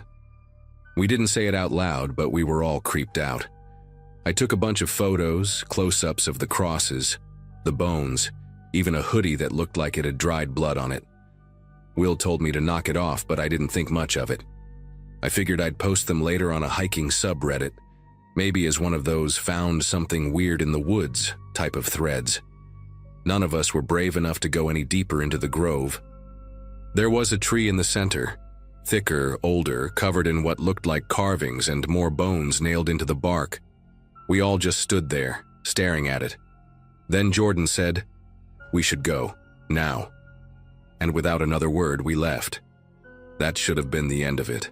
But that night after I got home, I posted 3 of the photos online. Nothing identifying, just the objects, nothing with people or locations. A few hours later, after midnight, I got the first text. No words, just a photo. At first, I didn't understand what I was looking at. It was my driveway, taken from across the street. My car was in it, and the porch light was on. That photo had been taken minutes before I saw it. I looked outside immediately. Nothing, just darkness and silence. I didn't sleep that night. Every time a car passed or a branch moved outside, I'd get up and check the windows. I even turned off all the lights and sat on the couch with my phone in hand, waiting. Nothing else happened until 3:12 a.m. I remember the exact time because I was staring at the clock when the next text came through. Another photo. This time it was closer. My front window. You could see the curtain half drawn, and behind it, the soft glow of my TV. I was in that room when it was taken. My stomach dropped. I ran to the window and flung it open, yelling into the night, but there was no one there. I checked every lock in the house twice. The next morning I called Jordan. I didn't want to sound paranoid, so I just asked if he'd noticed anything weird since the hike. He hesitated. Then he said he'd gotten a message too, but his was just a blank screen. No image, no text. Rachel and Will hadn't gotten anything, at least not yet. We all felt uneasy, like maybe we'd wandered into something we weren't supposed to see. I deleted the post and the photos immediately, but it felt too late. That day, I installed a security camera above my door, even though I live in a decent neighborhood. It didn't make me feel any safer. That night, I didn't get a text. I thought maybe it was over. But in the morning, when I checked the footage from the camera, there was a person. At 2:47 a.m., someone walked up to my front steps and just stood there for nearly 5 minutes. They never knocked, never rang the bell, just stood there. The footage was grainy, but I could see a hood, dark jeans, and what looked like something hanging from their neck, maybe a necklace or a bone. At one point, they turned and looked straight at the camera, but their face was completely obscured by shadow. I called the police, showed them the footage. They took a report, but nothing ever came of it. By the end of that week, Rachel texted us saying her cat had gone missing. She was crying on the phone, said she found her back door open that morning, but she always locks it. She lives alone too, and now she won't stay in the house without her brother over. Will hasn't said much since. He's not the type to show emotion, but he looked shaken last time we talked. He said he's been hearing things at night, branches breaking, soft knocking. We all agree on one thing. Whatever that place was, we shouldn't have touched it, shouldn't have photographed it, and we definitely shouldn't have posted it online. I started keeping the lights on at night, even in rooms I wasn't using. I felt watched, constantly. Every time I took out the trash or went to my car, I'd feel like someone was just out of view. The texts didn't stop, but they changed. No more photos, just single words. Repent. Return. Watch. Sometimes, nothing at all. Just the sound of the notification at 2 or 3 in the morning. I stopped opening them. I changed my number, but it didn't matter. The messages kept coming from random, untraceable numbers. It was like they weren't meant to be replied to, just reminders that someone was still out there. A few days later, I came home to find something nailed to the tree in my backyard. It was a small, crude wooden cross with what looked like feathers and string wrapped around it. I have no idea how someone got back there. I have a locked gate and my backyard is fenced in all the way around. I called the police again, but like before, they just took the report and left. That night I slept in my car, parked 2 blocks over. I didn't want to be near the house. I didn't want whoever was doing this to know I was still there. Then, one day, it just stopped. No more texts, no figures on the camera, no weird noises outside. The air around the house even felt different. Lighter somehow. I never found out who sent the photos or who left that cross. None of us did. Jordan moved out of state. Rachel stopped hiking altogether. Will deleted every social media account he had. We don't really talk much anymore. I think we're all trying to forget it, like ignoring it will make it go away for good. But I know better. I still think about that tree sometimes, the carvings, the bones, the way it looked like it had been used for years. I don't hike off trail anymore. Hell, I barely leave town. And every now and then, late at night, I'll think I hear a soft knock somewhere in the house. I freeze every time. I never check. I don't want to know. That's the worst part, not knowing what we saw, what we disturbed, or why it followed us. I've learned that some places are forgotten for a reason, and some things, they don't want to stay buried.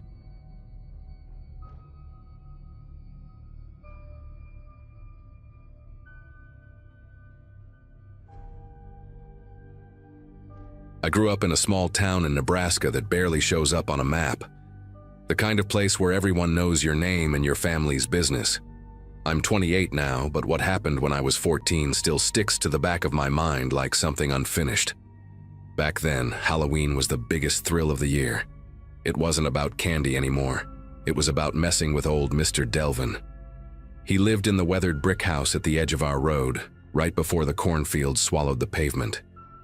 He was in his 70s, always wore these high-waisted slacks with mustard stains on his undershirt, and hated kids. Especially me and my brother, Nate.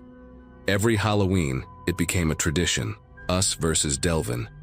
In 5th grade, we threw toilet paper all over his porch. 6th grade, we put a fake snake in his mailbox. By 8th grade, we were planting fake severed arms in his yard, lighting stink bombs under his windows, and Nate even rigged up a speaker to scream randomly from the bushes. Every time, Delvin would storm out with his flashlight, waving it like a sword, yelling threats in his croaky voice. But nothing ever came of it. He never called our parents or the cops, just muttered something about paybacks coming. We figured he was just all bark. That year, Halloween fell on a Saturday. It was unusually warm, which made it perfect for staying out late. Nate and I had planned our grand finale of pranks for weeks. But when we walked past Delvin's place at sunset, we noticed something weird. His house was decorated, like, actually decorated. Paper skeletons taped to the windows, an inflatable pumpkin in the yard, flickering lights on the porch. It looked cheap, like someone had just bought a Halloween kit and thrown it all together. But that was the thing. Delvin had never put out decorations. Ever. Nate nudged me and said, "He's trying to show us up. We can't let that slide." We waited until 10:30 p.m. In when most trick-or-treaters were gone and the streets were quiet, Nate had brought a bag full of gear. Nothing dangerous, just his usual chaos. Smoke bombs, a motion-activated sound box, and a plastic baby doll painted with fake blood. We crept up through the back of Delvin's property, staying low behind the row of bushes that bordered his yard. Everything was dark now, except for the faint orange glow from the porch, but there was no sound, no TV, no rustling. Not even the usual radio static he always had playing. It felt staged. I remember whispering, "This feels off," and Nate just grinned, tossing me the sound box and saying, "That's the point, let's mess it up." We didn't know he was the one messing with us. We split up like always. Nate went around toward the shed near the back fence while I stayed closer to the house. I was trying to find a good spot to hide the sound box when I noticed something odd. The inflatable pumpkin on the porch was slowly deflating, like someone had stabbed it. But there was no one there. I figured maybe it had a slow leak. Still, it made the whole scene feel wrong. I ducked behind a bush, watching for Nate's flashlight flicker. That's when I heard the shed door creak open, followed by a loud clang like something heavy slamming shut. Then, nothing. Silence. No footsteps. No Nate. I waited a full minute, then another. I whispered his name, but there was no answer. I got up and crept toward the shed. It looked normal from the outside, old and rotted at the bottom like most things on Delvin's property. But now, the padlock on the door was snapped shut. Nate didn't have keys. I tapped on the door softly. "Nate?" I whispered. Nothing. I knocked harder. Still silence. That's when I noticed the camera. A small, battery-powered trail cam mounted high on the corner of the shed, blinking red. And right underneath it, nailed to the wood, was a piece of cardboard that read, "Tricked." That's when it hit me. This was the prank. On us. Delvin had flipped the script. My stomach dropped and I swear I could feel my skin buzzing. I backed away, scanning the yard, half expecting him to come barreling out from the shadows. But there was no one. Just silence. A silence that didn't feel empty, but watchful. I pulled on the shed lock. It wouldn't budge. I even tried hitting it with a rock, but it just clanked uselessly. From inside, I thought I heard something. Faint shuffling, maybe a muffled voice like Nate was gagged or trying to move. That's when panic really set in. I ran back to the road. I remember standing there, frozen under the street lamp, heart pounding like a drum in my chest. I had two options. Go for help, which meant waking up my parents or possibly getting the cops involved, and admitting we were the ones who'd been harassing Delvin for years. Or I could go back and try to break him out myself before sunrise. I stared at that dark house, then back at the road. No cars, no lights, just me, the cold breeze, and a growing sense that we were in way deeper than we'd ever meant to be. I decided I couldn't just leave him. I ran back, heart racing, and checked every window and door of Delvin's house, praying something would be unlocked. Nothing. The windows were sealed shut, the front door bolted. I was sweating despite the chill, my hands shaking. Finally, I circled around again and found a narrow window near the basement that looked weak, like the wood was rotting. I jammed the edge of Nate's screwdriver, thankfully still in the prank bag, between the frame and pried until it cracked open just enough to squeeze through. The second I dropped inside, I regretted it. The air was thick, stale, and reeked of mildew and something metallic. The basement was cluttered with piles of old tools, stacked furniture, and a dozen dusty Halloween decorations, props, masks, fake limbs, some still wrapped in plastic. It was like Delvin had been stockpiling Halloween for years. I tiptoed up the stairs, holding my breath, careful not to make them creak. I made it to the kitchen. No lights. But someone had left a flashlight on the table, still warm when I picked it up. That told me Delvin had just been there. I crossed the house quickly and unlocked the back door. Then I ran to the shed, used the same screwdriver to wedge open the hinge bolts from the outside. Took longer than I wanted, but finally, it opened. Nate was sitting on the floor, pale, knees pulled to his chest. The inside of the shed wasn't empty. There were photos. Dozens of them pinned to the wall, photos of us going back years, dressed up on Halloween, walking past his house, even pictures taken through our bedroom window. Nate had duct tape on his wrists, but Delvin hadn't hurt him. He'd just locked him in there with all those pictures, left him alone in the dark. The message was clear. I've been watching. I let it build. This is your punishment. We didn't say anything. We just ran. After that night, we never touched Delvin's yard again. He never spoke to us, never called the cops, and never mentioned it, not once. But every Halloween after, he put out the same cheap decorations. And we knew it wasn't for the holiday. It was a reminder, a trap we'd fallen into once, and just maybe a warning that he was still paying attention. I still drive past that house when I visit home, and every time I do, I feel it. That same buzz in my skin, that same question, what would have happened if I hadn't come back for Nate?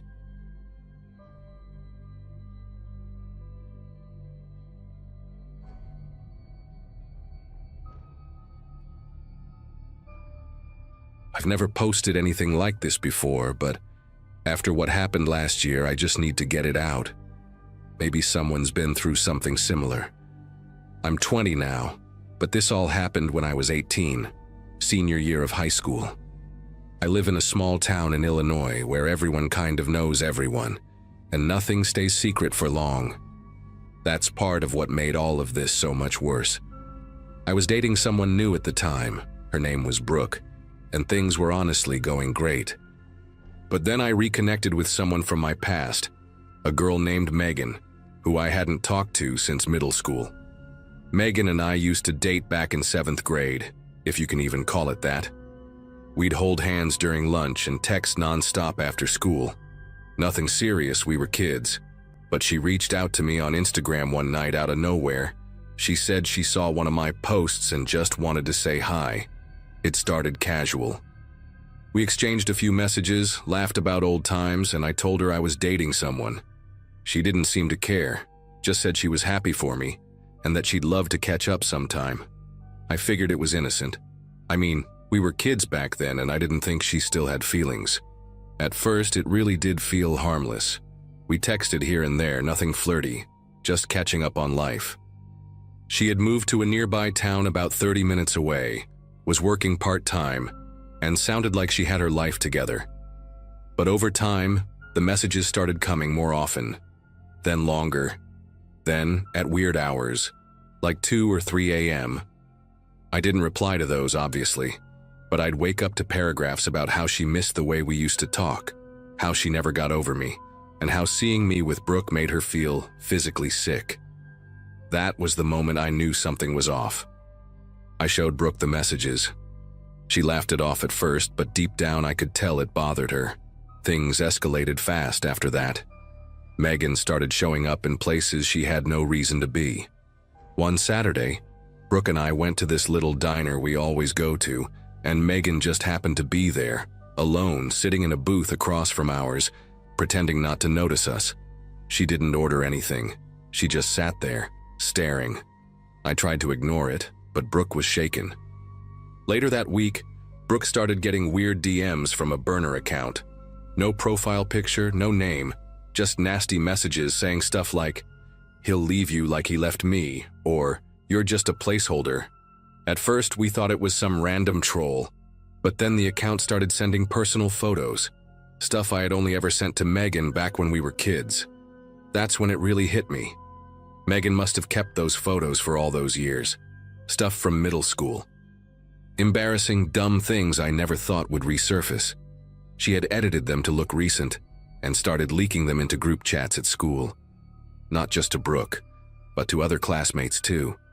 I got messages from people I hadn't talked to in months, some pretending to be concerned, others just gossiping. In a small town like ours, that kind of thing spreads like wildfire. People whisper in hallways, laugh behind your back, and suddenly I wasn't just the guy with a stalker ex. I was that guy from the pics. I felt exposed in a way I can't even describe. It was humiliating. Brooke tried to stay strong through all of it, but I could see the stress wearing her down. She stopped posting on social media, barely talked at school, and eventually asked if we could take a break. I don't blame her. She didn't sign up for any of this. Megan, meanwhile, kept ramping things up. I started noticing her car parked near my house at night, a black Nissan Altima. Once I walked out around 11 p.m. to take the trash and saw it idling across the street with the lights off. It pulled away when I stepped off the porch. Another time, someone knocked on my bedroom window around 2 a.m., but when I looked outside, there was no one there, just that same car parked half a block down.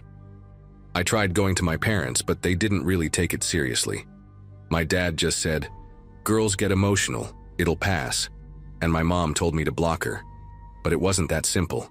She'd just make new accounts, different usernames, same twisted messages. Eventually, I started losing sleep. I'd stay up most nights checking the front window, scrolling through my DMs to see if she'd sent something else. Every time my phone buzzed, my stomach dropped. I was scared, man. Not of her hurting me, but of the fact that she seemed capable of anything. Like she had no line anymore, no shame. And nobody else saw it for what it was. The school didn't help much either. When I brought it up to the counselor, they said since it was all online and off campus, there wasn't anything they could really do. That just made it worse. Megan knew no one would stop her. She got bolder. One day I found a note on the windshield of my car in the school parking lot. It was written in red Sharpie. "I see the way you look at her, you never looked at me like that." That's when I started parking off school grounds. I stopped talking to people. I even deleted my social media for a while. But somehow she always found a way to remind me that she was still watching. The last straw was the night she showed up at Brooke's house. Brooke called me crying, saying someone had been knocking nonstop on her bedroom window, and then disappeared when her dad came out with a flashlight. She swore she saw Megan's face in the window just before she ducked. That night, I drove straight over there and called the police from the driveway. They took the report, but without evidence, there wasn't much they could do. Megan denied everything, obviously, and claimed we were harassing her. I don't know how she flipped it like that, but after that, Brooke's parents made her block me too. They didn't want anything to do with the mess anymore. After that night, it just stopped. No more DMs, no more fake accounts, no more parked car. Megan vanished completely from my life like none of it had ever happened. I don't know if someone finally talked to her, or if she just got bored, or if she moved on to someone else. I never found out. But the damage was done. Brooke and I never really got back together. A few classmates still whisper about the Megan thing even now, like it's some inside joke. I just keep my head down. I don't talk about it much offline because people either don't believe me or they think I'm exaggerating. I've checked Megan's Instagram a few times since. Not proud of it, just curious. Last I saw, she got engaged to some guy from another town. Smiling, happy, completely normal-looking life. Part of me wonders if he knows. If she told him anything about how obsessive she got. Or maybe she really did change. Maybe I was just a chapter she lost control of. Either way, I'll never understand how someone I barely dated as a kid could mess up my life so badly years later. It doesn't make sense to me. To this day, I don't know what triggered her to go that far. It's like something snapped and she just fixated on me. Like I owed her something. I still get anxious when I see a black Nissan Altima. I still hesitate to accept follow requests from accounts I don't recognize. It's been almost 2 years now, and I wish I could say I've moved on completely, but I haven't. Sometimes I still wonder if she's watching, if she's waiting for something, or if one day I'll just wake up and it'll all start again out of nowhere, just like it did the first time.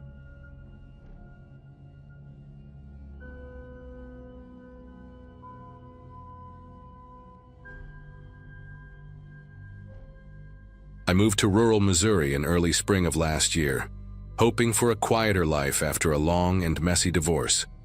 I'd just turned 38, and between the paperwork, the lawyers, and the emotional drain of splitting everything down the middle, I needed out.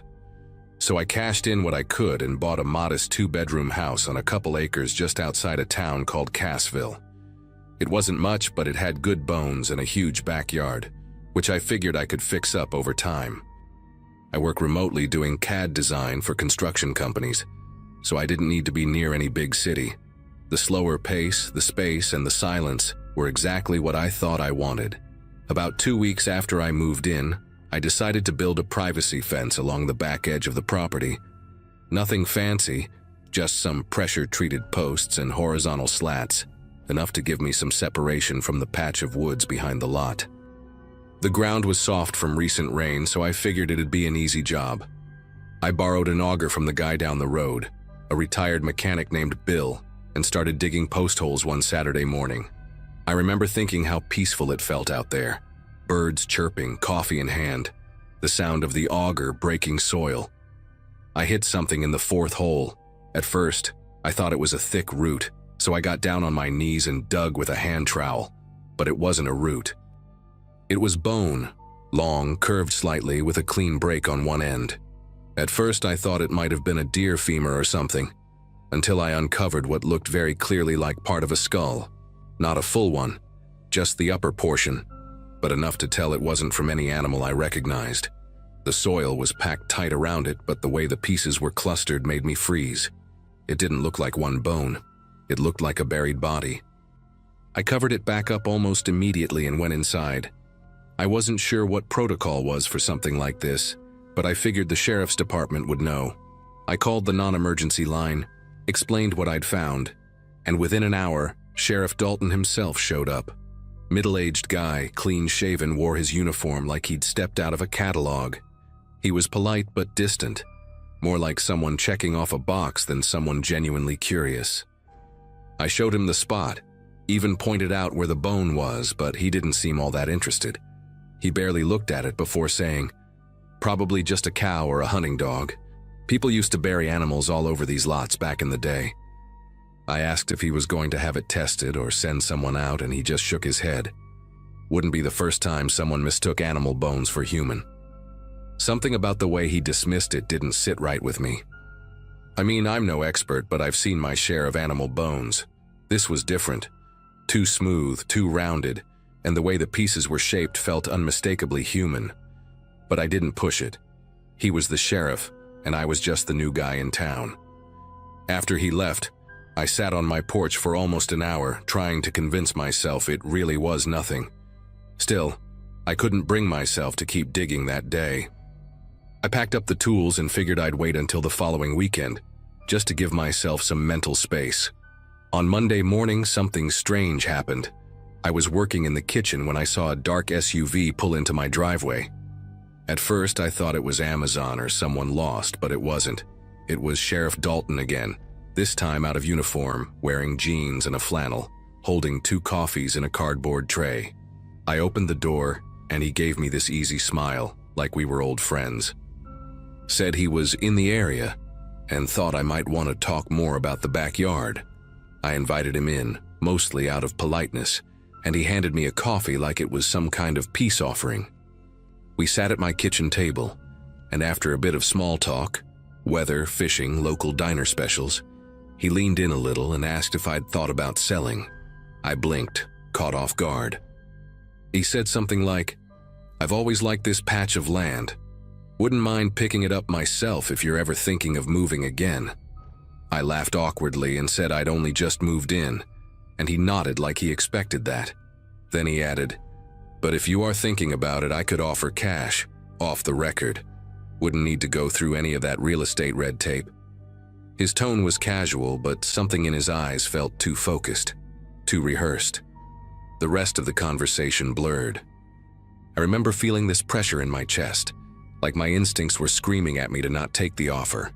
When he finally left, I stood at the window and watched him drive away, and that's when I noticed something else. There was dirt on the wheel wells of his SUV. A lot of it. Fresh, like he'd been somewhere off-road recently.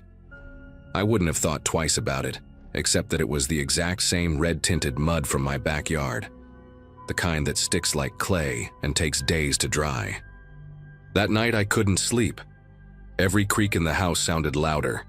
I kept replaying the way the sheriff looked at me, the dirt on his car, the forced friendliness. I finally got up around 2 a.m. and went out with a flashlight to look at the fence line again. I stood over the spot where I'd dug before and just stared at it, half expecting something to be missing. Sure enough, the ground was different. Not by much, just a slight change in the way it was packed, a faint indentation, but it was enough to know someone had been there. I hadn't touched it since Saturday, and I sure as hell hadn't gone out there after the sheriff's visit. So who had? I decided right then I wasn't letting this go. The next morning I called a friend from college, Jason, who worked in Springfield as a forensics tech. I told him just enough to raise concern, but not enough to implicate anyone. He agreed to come by that weekend with some equipment to check the soil and maybe take a sample. I felt better just knowing someone I trusted would be involved, but the relief didn't last long. 2 days before Jason was supposed to arrive, I came home from the grocery store to find my front door slightly open. Nothing was stolen, nothing broken, but my laptop, which had been on the dining table, was gone. And that was the only thing missing.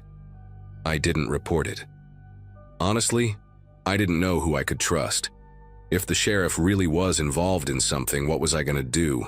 Call his office and have them send him back out? I felt like I was suddenly in over my head, like I'd stumbled onto something I was never meant to see. That weekend, Jason still came, but by then the hole had been filled in completely. Not by me. The dirt was packed harder than before, and someone had even tossed a few rocks on top, like they wanted to make it look older. Jason took a soil sample anyway, but nothing ever came of it. He said there weren't enough trace elements to determine anything conclusive. Could have been anything, he said, but I could tell he didn't believe that either. A month later, I put the house back on the market. I didn't tell anyone why. I sold it to an older couple who wanted to retire someplace quiet. I still feel guilty sometimes, but I just wanted out. I never heard from Sheriff Dalton again, and I never saw his SUV in the area after I left. I've moved twice since then, and I still don't feel completely at ease. Every time I see a patrol car, I get that tight feeling in my chest again. I don't know what was buried in my backyard or who put it there, but I know it wasn't a cow. And I know for a fact that some people will do a hell of a lot to keep things buried.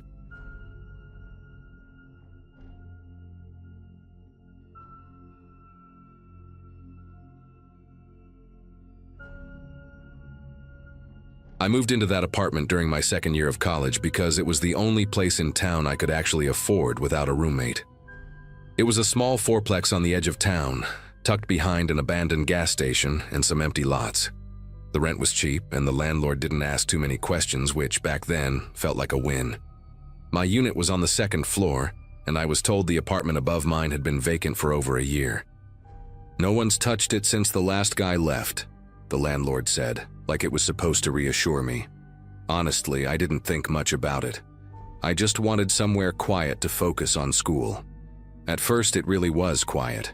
The walls were thin, yeah, but since no one lived upstairs, I didn't have to worry about late-night stomping or loud music. That's why the first time I heard footsteps above me, I was confused more than anything. It was close to 2 a.m., and I was up late cramming for a bio exam when I heard slow, deliberate steps crossing the ceiling. I remember actually pausing my music to make sure I wasn't imagining it, but the steps kept going, just a few, then silence, like someone pacing or shifting their weight. The next night, it happened again. Same time, same kind of sound. I even knocked on the ceiling with a broom handle like an idiot, hoping maybe someone was squatting up there and would knock back or something. Nothing. I texted the landlord the next day and he just replied with, "Still vacant, probably pipes," which didn't make sense because I knew what pipes sounded like. This was different. He didn't seem concerned though, so I let it go, at least for a few days. But once I noticed it was happening more often, always past midnight, always the same uneven pacing, I started to feel weird. Like the air in my place changed whenever the noise started. Heavier. It wasn't just the noise. I started waking up with this weird feeling that someone was watching me. I don't even know how to describe it exactly. I'd just snap awake, heart pounding, completely sure I wasn't alone. I'd check my apartment every time. Doors locked, windows shut, no signs of a break-in. But that feeling, it wouldn't go away. One night, after hearing what sounded like something drop upstairs, something heavy, I grabbed a flashlight and decided to check out the stairwell door that led to the top unit. I hadn't looked at it since I moved in. It was supposed to be locked up tight, but when I got there, the doorknob was just hanging loose, and the frame around the lock was splintered like someone had kicked it in. I stood there for a minute, just staring at the door. My first instinct was to go back inside, lock everything, and pretend I never saw it. But curiosity got the better of me. I nudged the door open with my foot. It made this awful creaking sound, like it hadn't been touched in years. The stairwell was pitch black and smelled like dust and mildew. I remember shining my flashlight up the steps, and the beam caught something odd right away, what looked like scuff marks on the walls, as if someone had been dragging their hands or maybe something else along them. I started going up slowly, step by step, trying not to breathe too loud. The top door was already cracked open, not wide, but enough that I could see part of the floor beyond it. I pushed it gently, and it swung inward with this low, dragging noise.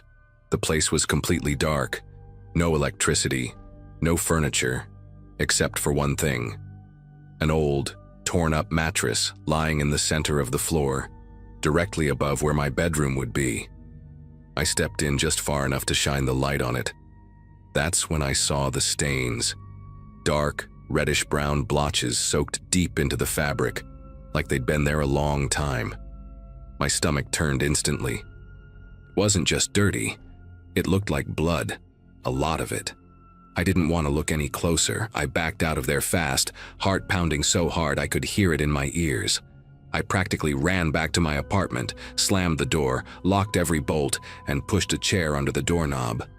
I didn't sleep at all that night. I sat in my living room with the lights on, just listening. At around 3:30 a.m., the footsteps started again. But this time, they didn't stop at pacing. I swear to God I heard something drag across the ceiling like fabric or a limb. and then 3 loud thuds directly above me, like someone had dropped to their knees on the floor. The worst part? The sound didn't echo like it was coming from a hollow, empty room. It sounded dense, close, like whoever was up there was barely separated from me. I wanted to call the police, but I kept hesitating. What would I even say?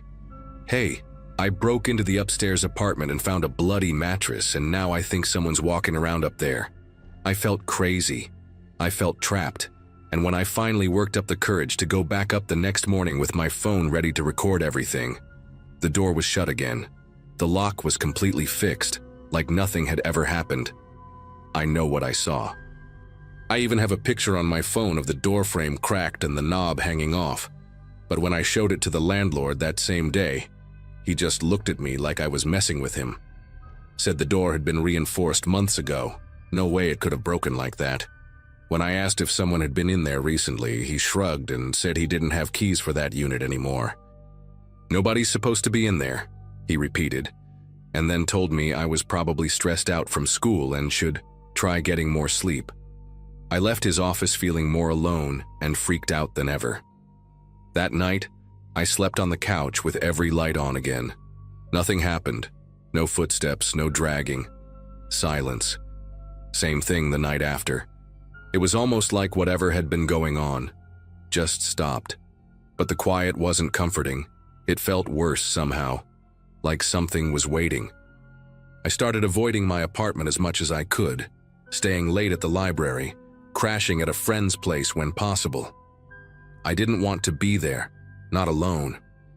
The feeling of being watched never really left, even during the day. I'd catch shadows moving out of the corner of my eye. I stopped sleeping properly, stopped focusing in class. 2 weeks later, I came back from a weekend out of town to grab more clothes. Everything in my place looked normal, until I went into my bedroom. Right above my bed, in the exact spot I used to hear the noises, there were 3 perfect dents in the ceiling drywall. Small, circular, spaced like knees would be if someone had dropped down hard. I stared at them for a long time. They hadn't been there when I left. I didn't even unpack. I left that night and never slept there again. Ended my lease early and never looked back. I didn't tell anyone else about it. Who would believe me? It's been over a year since then, and I still think about that place all the time. I've tried to rationalize it. Maybe someone was squatting up there. Maybe I imagined half of it. But none of it adds up. The broken lock that was suddenly fixed, the bloody mattress, the dents in the ceiling, the silence that felt too intentional, and that horrible, heavy feeling that someone was always just right above me. I don't know what was in that apartment. I don't want to know. All I can say is something was wrong with that place, and whatever it was, it knew I was there.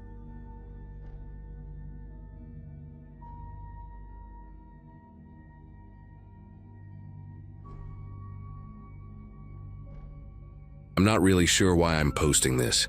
I guess part of me still needs someone to tell me I didn't imagine it, that what happened at that cabin was real, and I'm not just losing my mind. This all went down in late September last year. I had just finalized my divorce a few weeks prior, and honestly, I just wanted to be somewhere quiet. No traffic, no emails, no awkward friends trying to check in on me. I found this listing for a hunting cabin in Montana, way off-grid. No neighbors, no cell service, no distractions. It was perfect.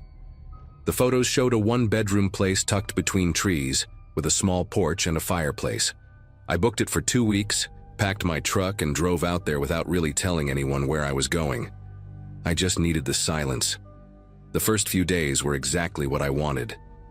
It got cold at night, but the firewood was stocked, and I spent my time cooking, reading, and hiking around the area. There was a trail behind the cabin that led down to a small stream, and I'd go there with a thermos of coffee in the mornings. It was peaceful in that kind of way that feels rare when you've been living in cities your whole life. But around day 4, little things started to feel off. Nothing dramatic at first, just things like my bag of trail mix being lighter than I remembered, or a cold draft at night even though I swore I'd locked the door. I chalked it up to being in my own head. I was alone and going through a lot emotionally, so maybe I just wasn't tracking things properly. But then I noticed the muddy footprints, not inside the cabin but on the porch. They looked fresh too, like someone had stepped there recently. It hadn't rained in a couple of days, but the ground out back near the stream was still damp, and the prints looked like they came from someone circling the cabin, not just passing through. I stared at them for a while, trying to come up with some explanation that didn't involve another person. Maybe an animal, but they were clearly boot prints. Human. That night I barely slept. I kept hearing these random creaks on the roof, almost like someone walking up there real slow. The wind would pick up now and then, and I kept telling myself it was branches shifting or an animal looking for warmth, but it didn't sound like that. The next morning, I found something that made my stomach drop. One of the cans I'd left in the kitchen, some chili I hadn't touched yet, was gone. Not misplaced, not moved, just straight up gone. I know it sounds small, but when you're completely alone in the woods and something disappears from inside your cabin, it hits different. I searched everywhere just in case I was being forgetful, but it wasn't there. That was the moment it clicked for me. Someone had to be getting in. I locked the door every night. I started double-checking the windows too. But this person, whoever it was, wasn't just passing through. They were watching, waiting. That day I drove into the nearest town, about 40 minutes out, to buy a cheap trail camera. I told myself it was just to catch some wildlife on tape, maybe a bear or raccoon that was snooping around. But deep down, I knew I was hoping to catch something else. I got back before dark and installed the camera, tucking it into the trees facing the cabin, angled just right to catch anything or anyone approaching from the back trail. That night, I didn't light the fireplace. I sat in the dark with a blanket and my flashlight, listening. The sounds on the roof came back, but quieter this time, like they knew I was awake. There was also something else, this soft rustling, like leaves being disturbed, but not by the wind. I didn't sleep at all. When the sun came up, I practically ran outside to grab the camera. I was shaking trying to get the SD card into my laptop. Most of the clips were normal, some squirrels, a deer passing by, nothing unusual. But around 2:47 a.m., there was one clip that made my heart drop. A man. Standing in the tree line, just standing there, completely still, facing the cabin.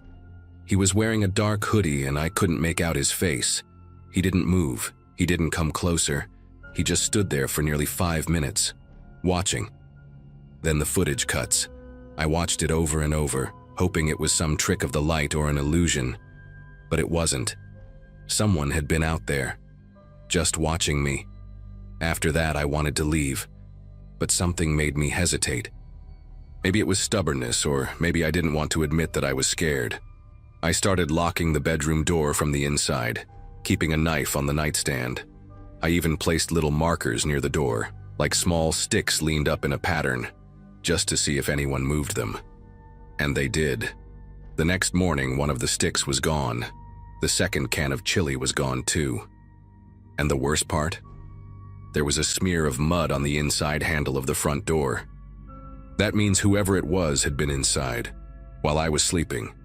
That was the moment I started to feel sick to my stomach. I packed that day. I didn't even care about getting my deposit back.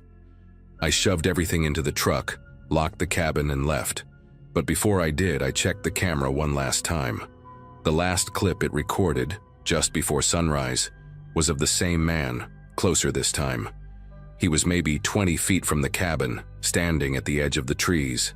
Same hoodie, same stillness. Only this time, he was holding something. I don't know what it was, some kind of tool or stick or I don't know. But he was gripping it like he was ready to use it, and he was staring directly at the lens. I drove straight back to Missoula, didn't even stop for gas until the tank light came on. I kept checking the rearview mirror like I expected to see someone following me. I don't know why, but I didn't go to the police. I think part of me felt stupid, like they'd never take it seriously. Nothing was technically stolen besides some food, and I didn't have a clear face shot of the guy. Plus, what could I even say? A man stood in the woods watching me every night. I'd sound insane. I sent the cabin owner an email telling him the place felt unsafe, but I didn't go into detail. I didn't want him thinking I was unstable or trying to cause trouble. I just wanted to forget it. But I couldn't. For weeks after, I kept waking up at 2:47 a.m., no matter how tired I was. Sometimes I'd have nightmares that I was still there, stuck in that cabin with the man standing at the window just watching. I moved apartments, changed my locks, even got a dog. But that feeling of being observed never really went away. The idea that someone could be so close, so quiet, and so patient, it still messes with me. That level of calm creeps me out more than anything. He wasn't trying to break in. He was just waiting. For what? I don't know. And I really don't want to know. I've told a couple friends about it, but I always leave out parts. I never show them the footage. It just feels wrong, like giving that guy more power somehow. I don't even know if he lived nearby or if he just saw me arrive and decided I'd be interesting to follow. The weirdest thing is how it all just stopped. After I left, there were no more signs, no more weird sounds, no strange people around my new place. It's like whatever that was, it belonged to that cabin. Or maybe to that piece of land. I'll never rent anything that isolated again. Lesson learned. Anyway, that's what happened. I don't have some crazy twist or a satisfying answer. I still think about it more than I should, and sometimes I wonder if he's done it to someone else since then. Or if maybe I was the only one who ever noticed. Either way, I'm done with cabins, done with isolation. And if you're reading this and thinking about booking some remote getaway to clear your head, just make sure you're the only one out there.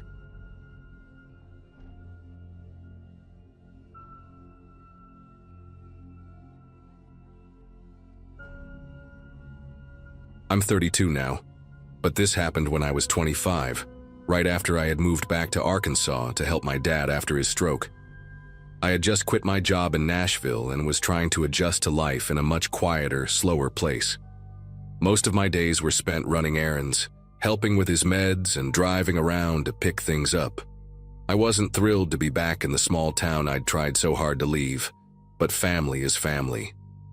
That night, I was coming back from a friend's place about an hour out from my dad's house.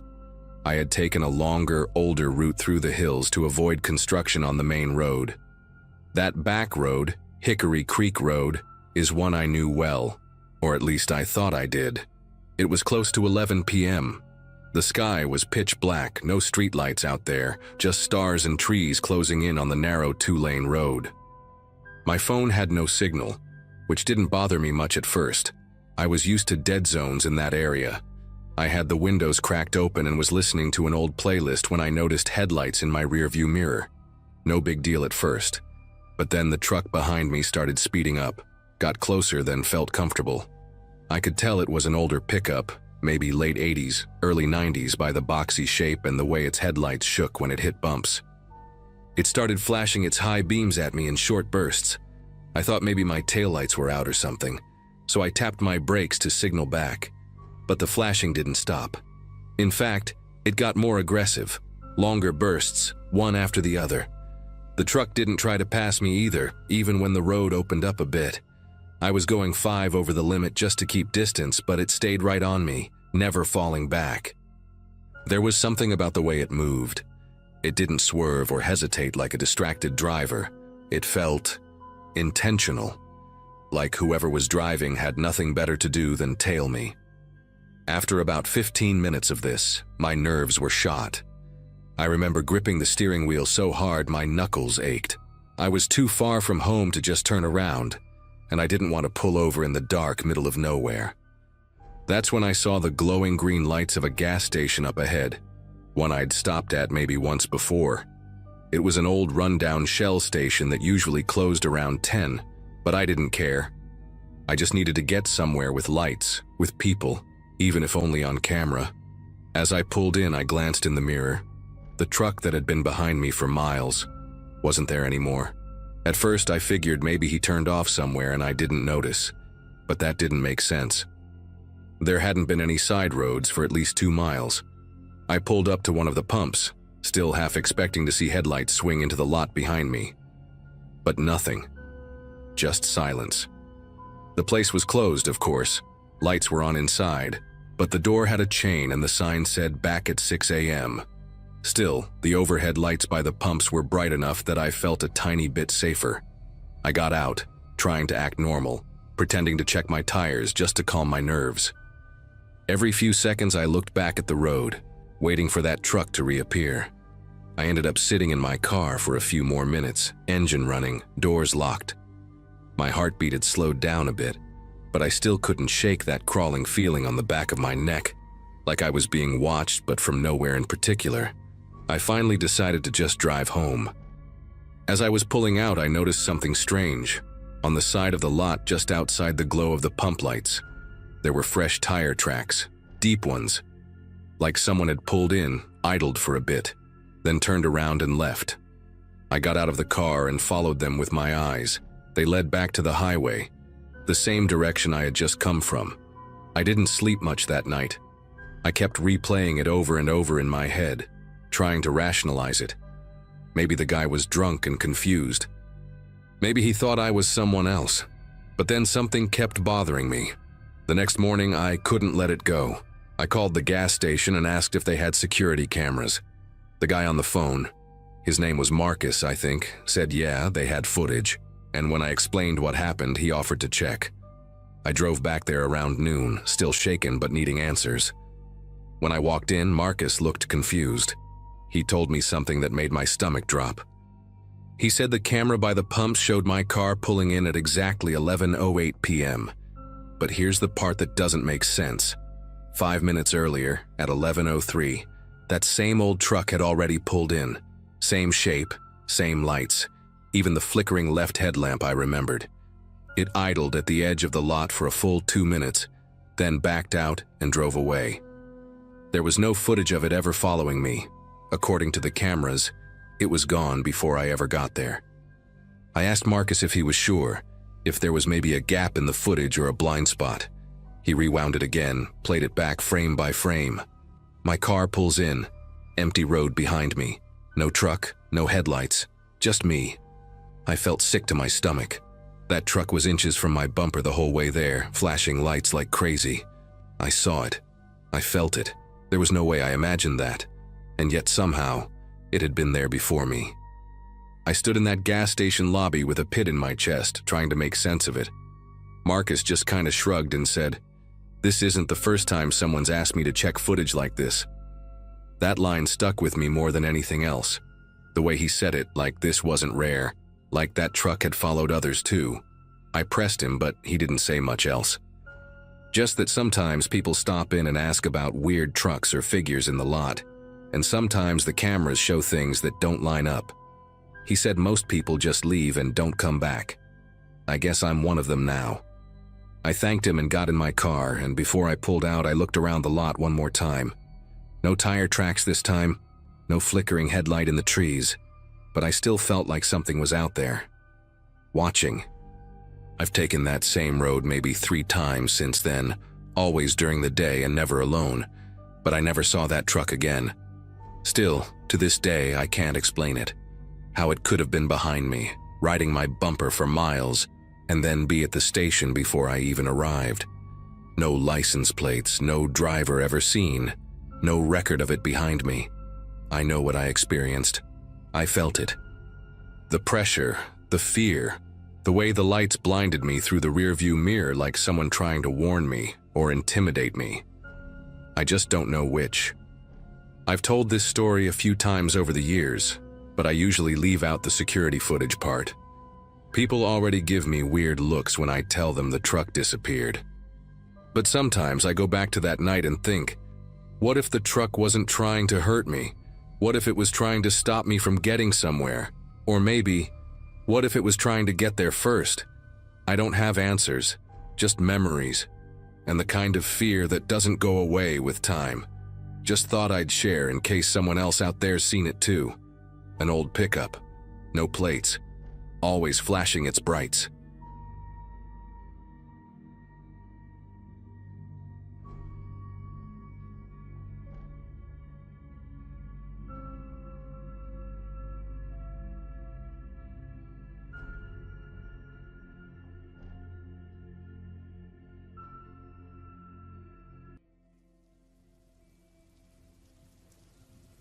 I've always loved camping.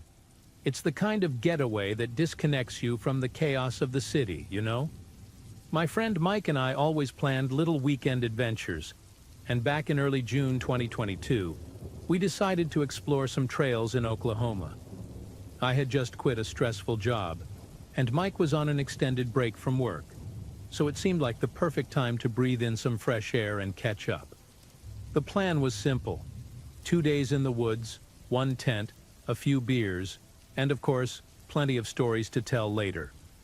We grabbed an old, worn-out map of lesser-known trails, trusting our compass and instincts, which, looking back, may not have been as sharp as we thought. We arrived in the early afternoon. The forest was dense, almost suffocating, with tall trees that seemed to swallow you whole when you looked up. After hours of hiking, we found a spot that looked perfect for setting up camp. It was near a small creek, but what really caught our attention was an old barn, the kind you only see in horror movies or read about in online forums like this one. It sat there, in the middle of nowhere, as if time had forgotten it. The boards were rotting, the paint was peeling, and the windows, they looked like blind eyes staring at us.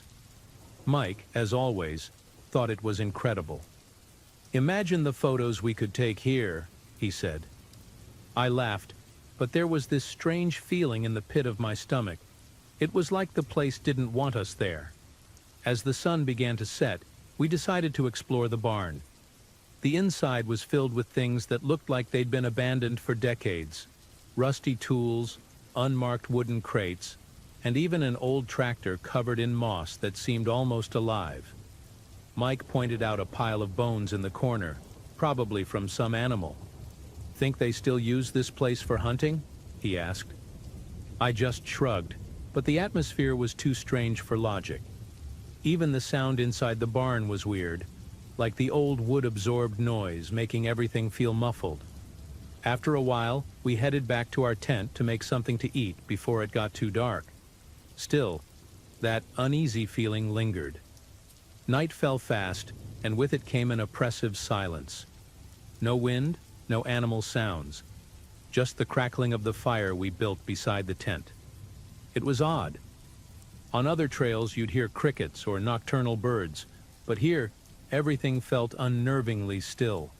We chatted about random things to distract ourselves, but the mood shifted when we heard footsteps. It was hard to tell how many, but they were coming from the direction of the barn. Mike grabbed the flashlight while I froze, trying to listen more carefully. "Probably a deer or something," he said, but his tone didn't convince even himself. When he pointed the beam of light toward the sound, what we saw wasn't a deer. 3 men emerged from between the trees, illuminated by Mike's flashlight. They were armed, holding rifles like they were second nature. They didn't look like normal hunters. Their clothes were worn and dirty, and one of them wore a wide-brimmed hat that cast a shadow over half his face. The oldest one spoke first, his voice low and dry. "You're on private property. You shouldn't be here." Mike tried to respond, but stammered nervously. I couldn't take my eyes off the rifle he was holding, pointed casually at the ground but ready to be aimed at us in a heartbeat. "We didn't know, sir. We're just camping. We'll leave right now," I said, trying to stay calm. "It's not that simple," another man said, younger, with eyes that seemed to glow in the dark. He stepped forward and the tension thickened.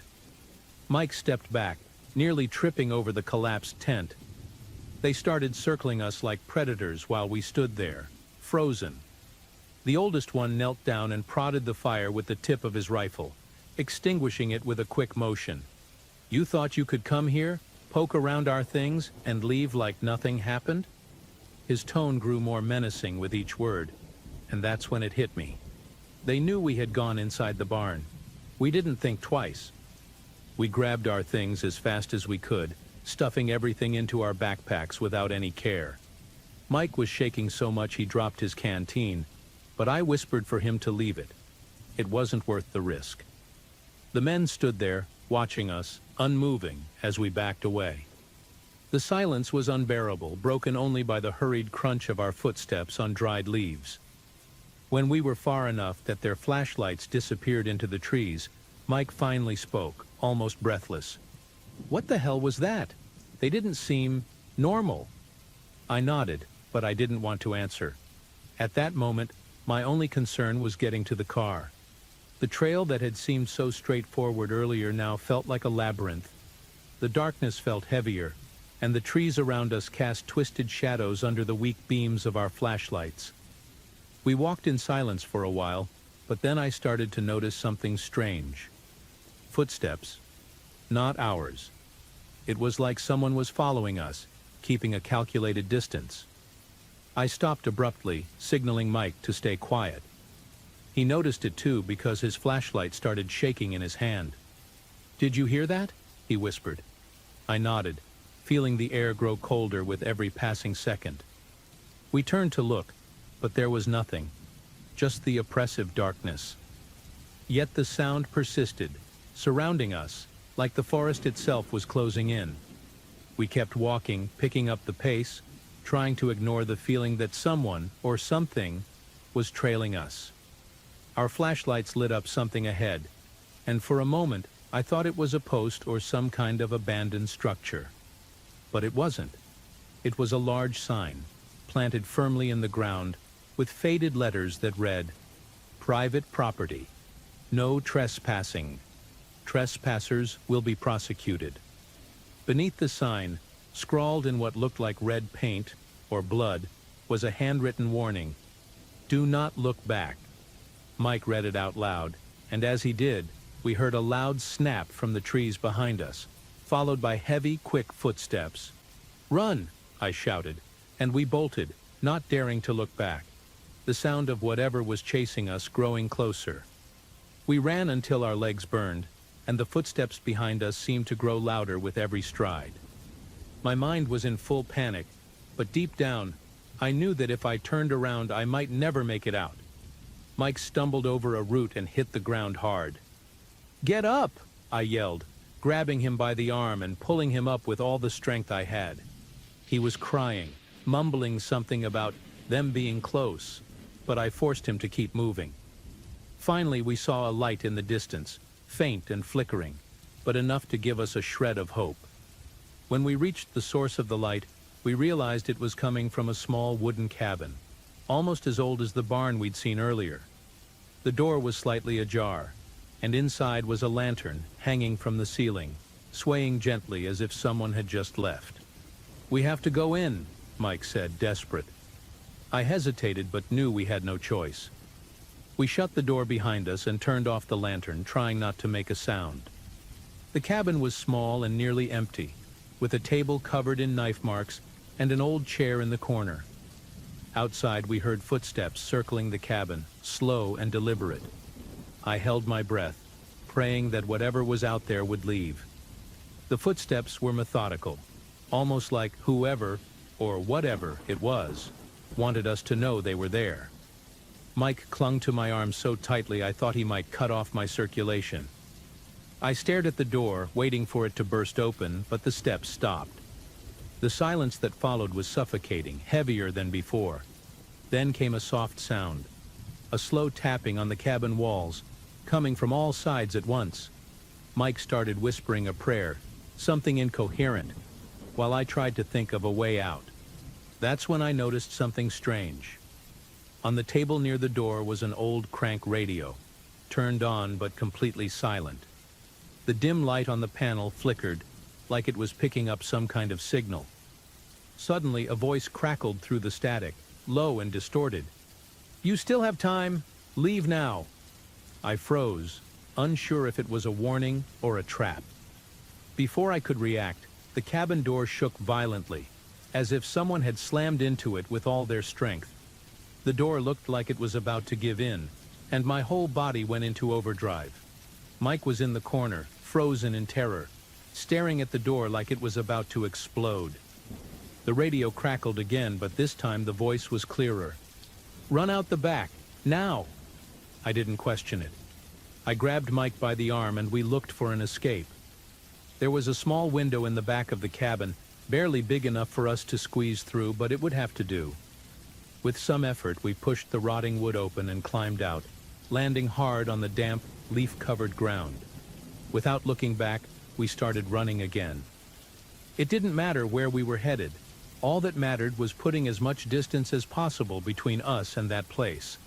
The trees seemed to close in tighter, their branches clawing at us as we pushed through. But then, just as the first light of dawn began to break on the horizon, we stumbled onto a dirt road. Parked on the side was an old pickup truck, and standing next to it was a man in a hunting vest.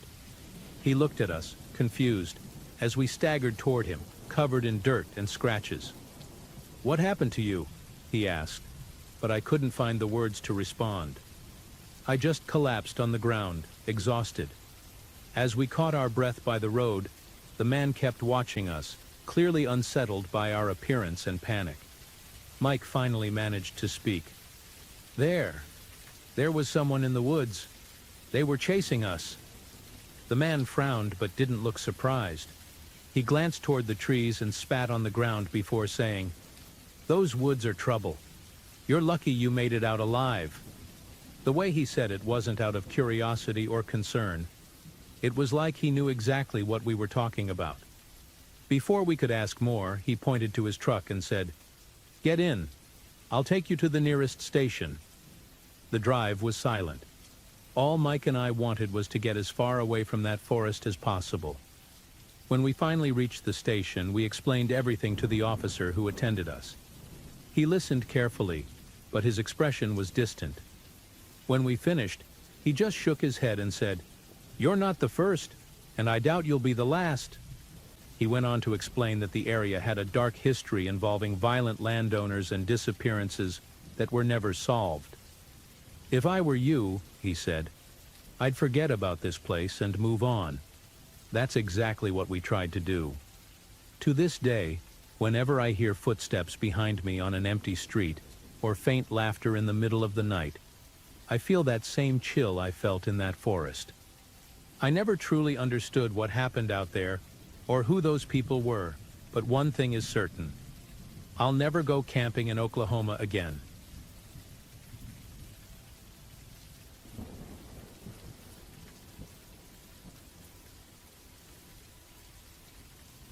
I've always been passionate about solo camping. Maybe it sounds a little strange, but I've always felt like nothing compares to being out in the middle of nowhere, surrounded only by nature and complete silence. Last year, at the end of September, I took some time off work and decided to explore a more isolated part of the forest in Washington state. It was a place I'd never been to before, but a friend of mine, Mike, had recommended it. He described the area as perfect for anyone looking to disconnect from the world. At the time, my life was a mess. A recent breakup, stress at work. I thought a few days away from everything would be exactly what I needed. I arrived there on a cold, cloudy afternoon. The place was exactly as Mike had described, dense, quiet, and almost surreal in its beauty. I found a small clearing near a creek and decided to pitch my tent there. I spent the rest of the day exploring the area, gathering firewood, and getting familiar with the surroundings. Everything seemed peaceful. Until that night. I can't say for sure what woke me up, but I remember feeling a strange chill as soon as I opened my eyes. Outside, the forest was completely dark, and the sound of the creek felt farther away than before. When I finally mustered the courage to grab my flashlight and unzip the tent, I saw something that sent a shiver down my spine. Footprints circling my tent. They weren't mine. Someone had walked around my tent while I was sleeping. I'm not the type to panic easily, but in that moment it felt like my heart was going to leap out of my chest. The footprints were fresh, as if they'd been made just a short while ago, and they looked like they came from heavy boots. Nothing like the ones I was wearing. I took a deep breath and tried to think rationally. Maybe it was a hunter or another camper who'd wandered by without meaning any harm. But why would someone walk in circles around my tent in the middle of the night? It didn't make sense. I stayed awake for the rest of the night, clutching a pocket knife I always bring with me when camping. Every little sound, the rustle of leaves, the babbling creek, felt amplified. Nothing else happened that night, but the idea that I wasn't alone out there wouldn't leave my mind. The next morning I decided to explore the area more carefully. I wanted to understand if those footprints led somewhere specific. Maybe it was just curiosity or a need to feel safe, but I started following the trail. The footprints disappeared near the creek, but as I walked along the bank, something caught my eye. About 20 yards ahead, I saw a man crouching, digging in the ground as if he were burying something. He was wearing a thick hunting jacket and seemed nervous, constantly glancing over his shoulder. I ducked down immediately, trying not to make any noise. My heart was racing, and every instinct in me was screaming to get out of there, but I couldn't stop watching. He was pushing something large and heavy, wrapped in a black bag, into a hole. I stayed frozen for a few minutes, trying to decide what to do. Part of me wanted to turn and run back to my campsite, but what if he saw me? So I did my best to back away quietly, keeping my eyes on him the whole time. When I thought I was far enough, I ran back to my tent as fast as I could. My mind was a mess. I tried to convince myself it could have been harmless. Maybe he was just burying trash or something he didn't want to carry home. But I couldn't shake the image of how nervous he looked, constantly checking his surroundings. It didn't feel right. I spent the rest of the day near my campsite, too afraid to wander far.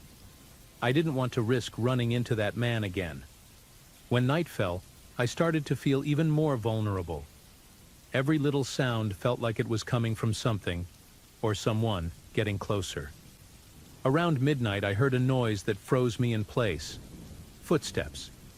It wasn't an animal. It was human footsteps, slow and deliberate, circling my tent. Each time they came around, the sound grew louder, closer. Suddenly, something hit the side of the tent, like a branch or a rock. I was paralyzed. Whoever it was, they were trying to scare me. After what felt like an eternity, the noise stopped, but I knew someone was still out there. I didn't sleep a second that night. I sat there clutching my knife, ears straining for any sound. When the first light of dawn finally broke through the trees, I packed up everything as quickly as I could. I had to get out of there. As I took down the tent, something on the ground caught my attention. A broken branch, placed right in front of the tent's entrance. It hadn't been there before. It felt deliberate, like a warning. My mind was racing, and as much as I wanted to believe I was imagining things, every detail pointed to the opposite. On the hike back to the main trail, the feeling of being watched never left me. I'd stop occasionally and glance behind me, but there was no one there. Still, the forest felt heavier, darker, like it was closing in around me. That's when I saw him, about 50 yards away between the trees. It was the same man. He was standing there, partially hidden behind a trunk, watching me. He didn't move closer, but the look in his eyes sent a chill through me. It wasn't just curiosity or suspicion. It was cold, calculated, like he was deciding what to do with me. I didn't wait to find out. I picked up my pace, almost running, and focused on reaching the trail. When I finally got to my car, it felt like a massive weight had been lifted off my shoulders. I threw my backpack in the back seat, jumped in, and locked the doors. I scanned the area one last time, expecting him to appear, but there was no one there. I started the engine and drove off as fast as I could without looking back. On the way home, I couldn't stop checking the rearview mirror, convinced he might somehow be following me. It was irrational, but the feeling of being followed stayed with me. When I got back to town, I stopped at a coffee shop to try to calm down before going home. I sat by the window sipping a black coffee and watching people come and go. Every time someone walked in, my heart skipped a beat, but thankfully, he never showed up. Over the next few days, I tried to return to normal life, but something in me had changed. I started having recurring nightmares where I was trapped in that forest, unable to escape, with him watching me from the shadows. I couldn't stop thinking about what I'd seen in that black bag. Whether it was paranoia or instinct, I eventually called the local police to report what I'd witnessed. I didn't give them my name, just described the location and what I saw. They said they'd send someone to investigate, but I never heard anything about it again. To this day, I still wonder if it was something dangerous or if I'd misinterpreted everything.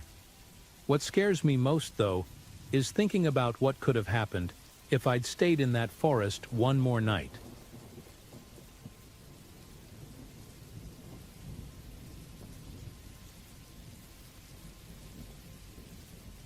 I've always been the kind of person who preferred a good book or a board game over any outdoor adventure.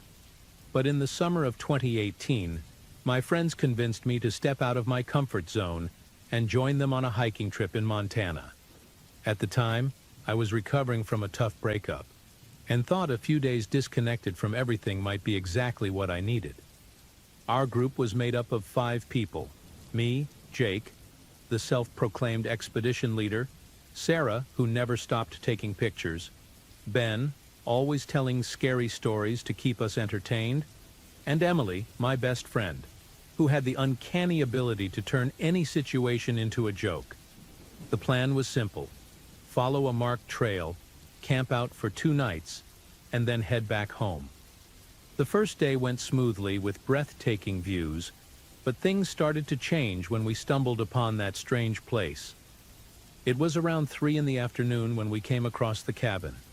It was partially hidden by tall trees, with rotting boards and broken windows that looked like empty eyes staring at us.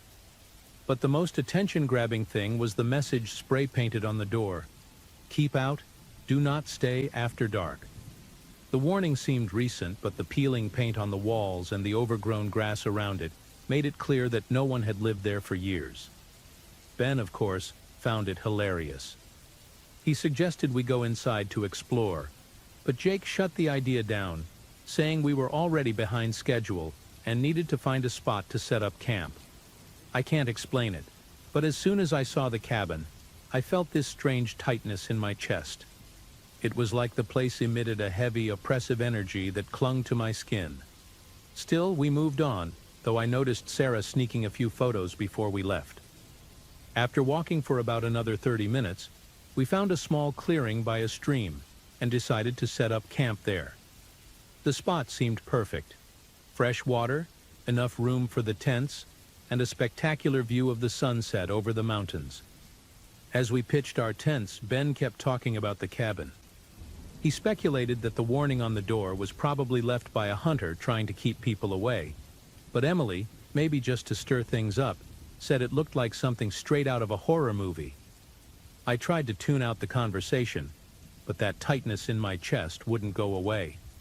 Sarah, on the other hand, was as excited as ever. She showed us the photos she'd taken, including some of the cabin. When she zoomed in on one of the images, I noticed something strange: a shadow in the corner of the broken window, as if someone had been inside watching us. She laughed it off, saying it was probably just a trick of the light, but I couldn't shake it from my mind. As the sun began to set, the clearing was gradually enveloped in deeper shadows.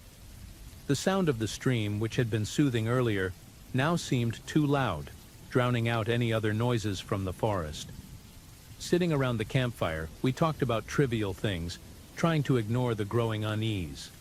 That's when we first heard it: a whisper. It was so faint that I thought I was imagining it at first. But when I looked at Sarah, I could tell she'd heard it too. "Did you guys hear that?" she asked, her usually cheerful voice hesitant.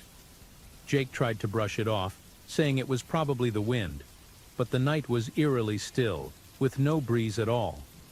We tried to ignore it and keep talking, but as the hours passed, the whispers returned, louder and clearer this time. They sounded like words, but in a language none of us recognized. Ben joked that it was some kind of ancient curse, but no one laughed. By then, the fear was beginning to creep in. Shortly after midnight, things took a turn for the worse. The shadows in the trees seemed to move in ways that didn't make sense. I blinked several times, trying to convince myself it was just the flickering light from the campfire. But something about it felt wrong. Emily, who was always the skeptical one, suddenly stood up and pointed to the edge of the clearing.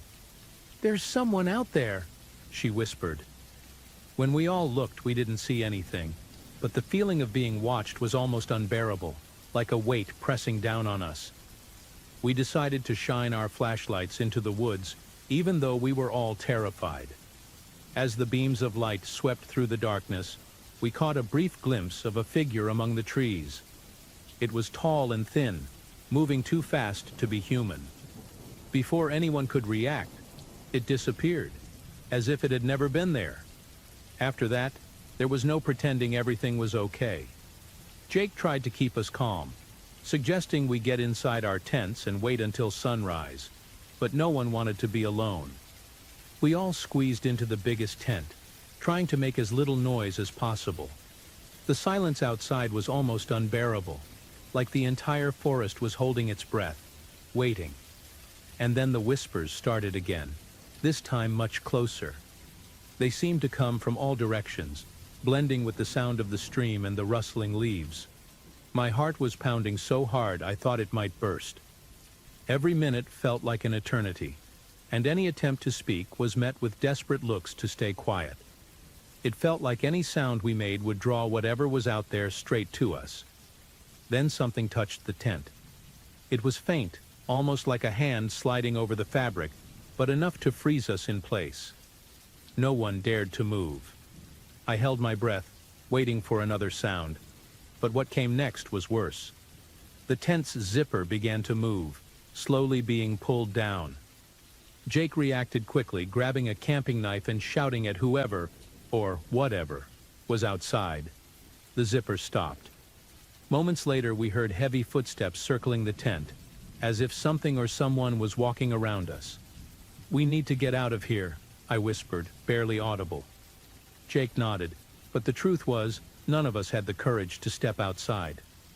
Whatever was out there knew exactly where we were, and it seemed to be toying with us. Ben broke the silence, pointing to the corner of the tent where the fabric was starting to give, as if something was pressing against it from the outside. "That's not human," he muttered, his voice trembling. We decided we couldn't wait any longer. Jake quickly came up with a plan. We'd run to the car parked about a mile away, leaving all our gear behind. As soon as we agreed, he unzipped the tent in one swift motion and yelled for us to run. What I saw outside still haunts me. Shadows, tall and twisted, moving in impossible ways, like the air around them was bending. I didn't look back. All that mattered was running as fast as I could. As we bolted down the trail, the whispers followed us, growing louder and more chaotic, like a dissonant chorus. Sarah tripped once, but Jake pulled her up before she could fall completely. I could feel whatever it was getting closer, like an oppressive presence breathing down my neck. When we finally saw the car, it was like a lifeline. Ben reached the keys first and unlocked the doors. We scrambled in, and Jake wasted no time starting the engine and speeding down the narrow road, nearly veering off the path. In the rear-view mirror, I caught one last glimpse of the shadows, standing at the edge of the road, watching us leave. They didn't follow, but it was clear they had done enough to terrify us. The next morning, when we finally reached a gas station, everything felt like a blur. No one wanted to talk about what had happened, and we drove home in silence. Sarah, however, couldn't bring herself to delete the photos on her phone. When she finally looked through them, we saw something that made our blood run cold. In several pictures of the cabin, the shadows were already there, lurking in the distance, even before we noticed their presence. We never went back to Montana, and we all agreed never to share this story until now. I still have nightmares about the whispers and those distorted figures. And every time I think about it, I wonder if we should have listened to the warning on the cabin door. After all, it wasn't there by chance.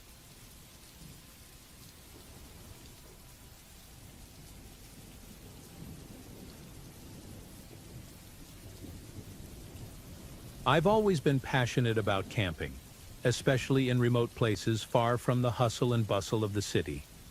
In the summer of 2019, I decided to take a week off to explore western Wyoming. I found an isolated lake surrounded by tall pines and mountains in the background. It was perfect. The plan was to disconnect completely, just me and nature.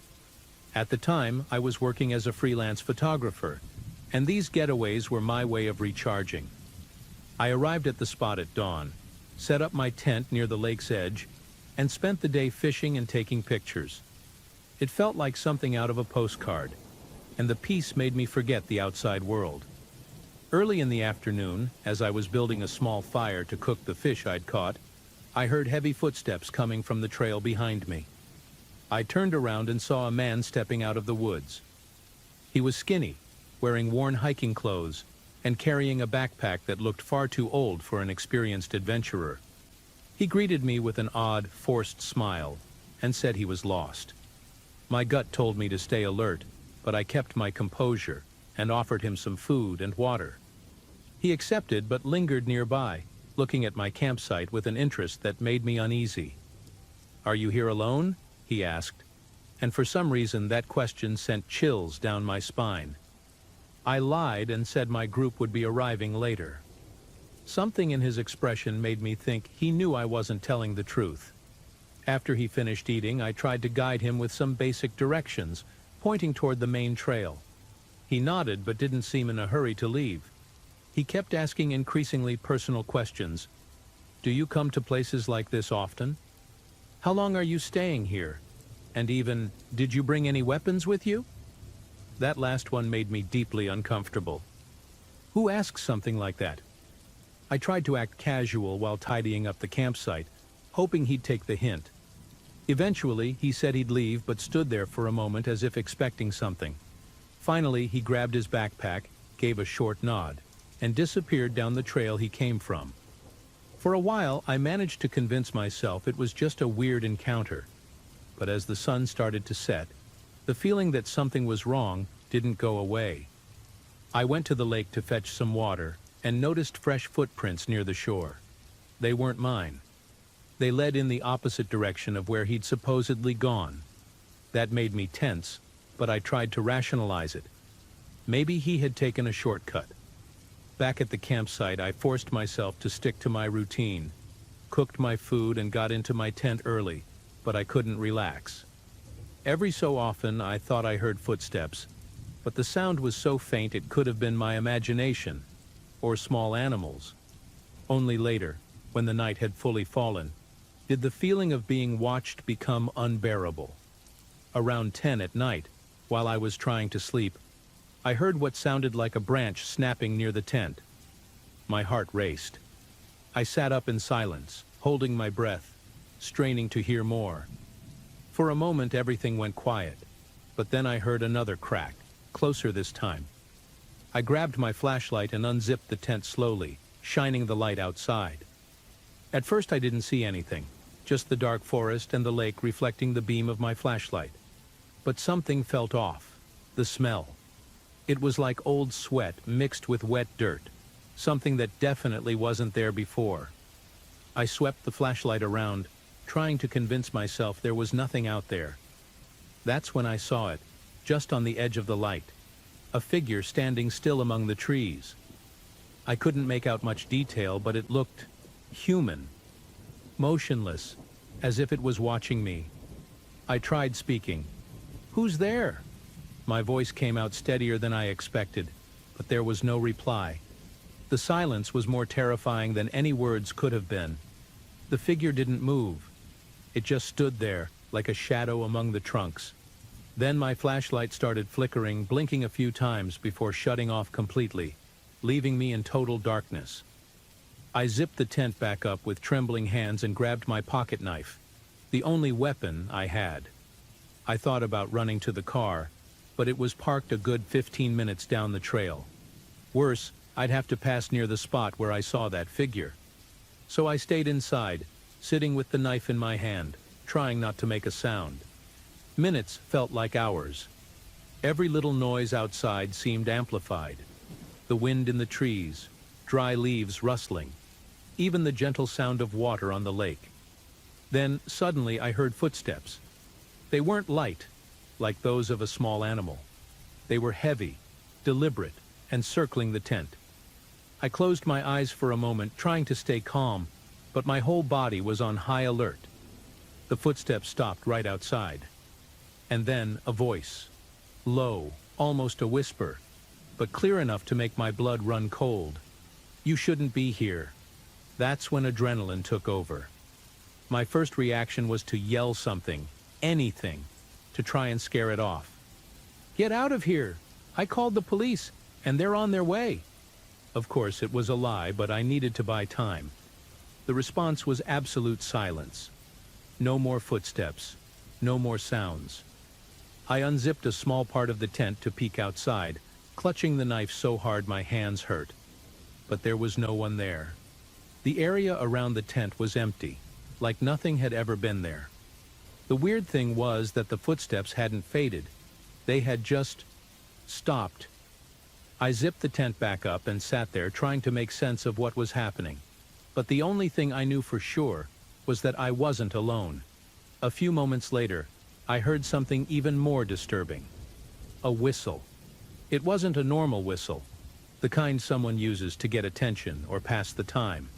It was slow, melodic, but somehow wrong, like each note was deliberately chosen to unsettle.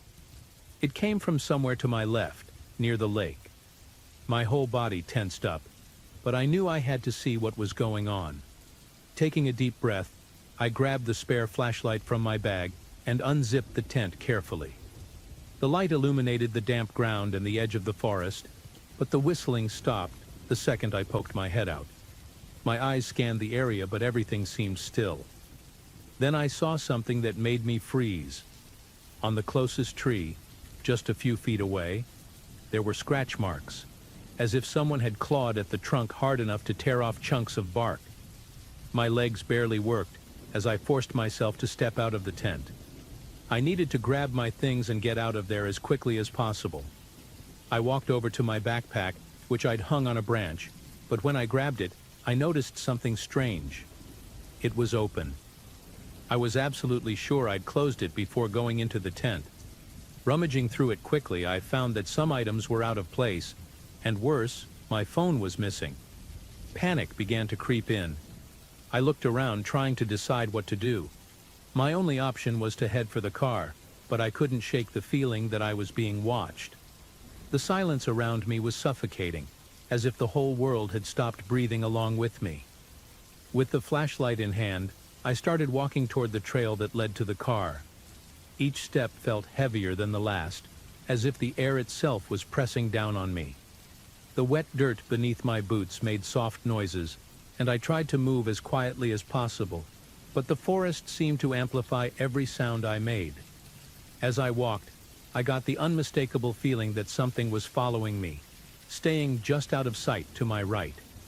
It was like an invisible shadow moving between the trees. Every 10 steps, I stopped and shined the light around, but I never saw anything.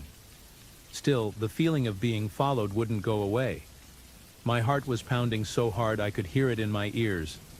That's when I heard something that nearly made me collapse in fear. The same voice as before, but now closer, whispering, "You won't escape." It was so low it seemed to be spoken directly into my ear. But when I turned the flashlight in that direction, there was no one there.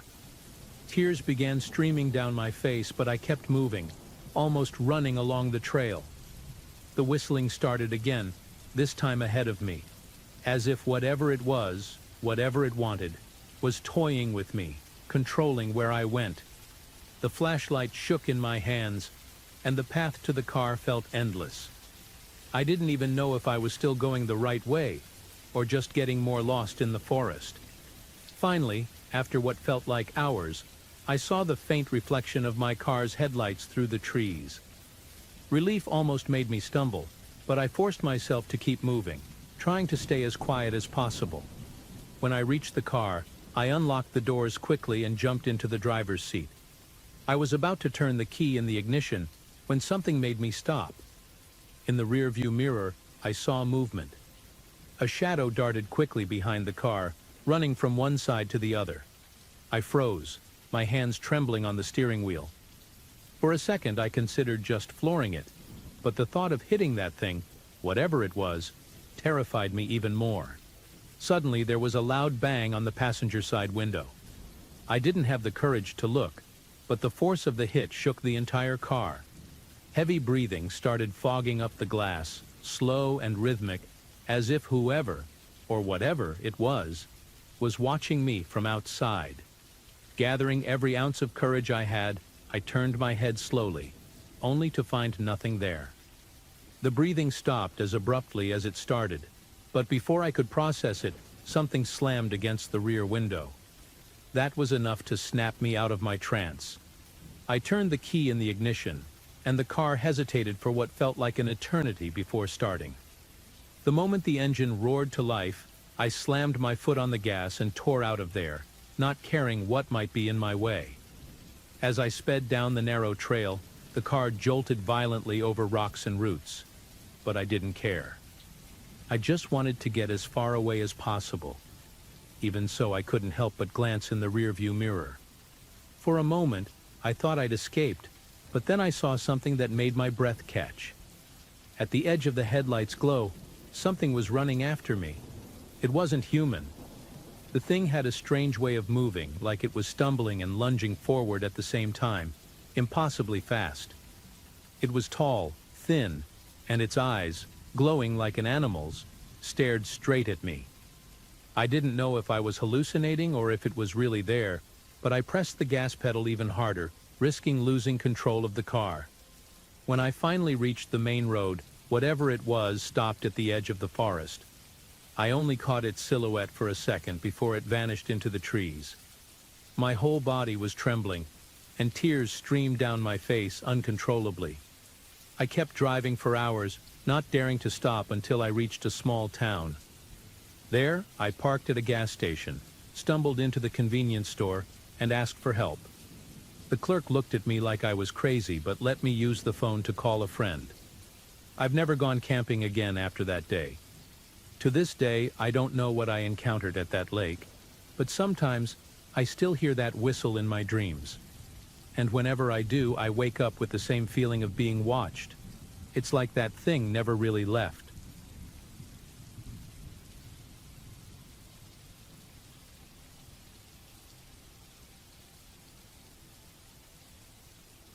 I've always been the kind of person who prefers staying behind the camera.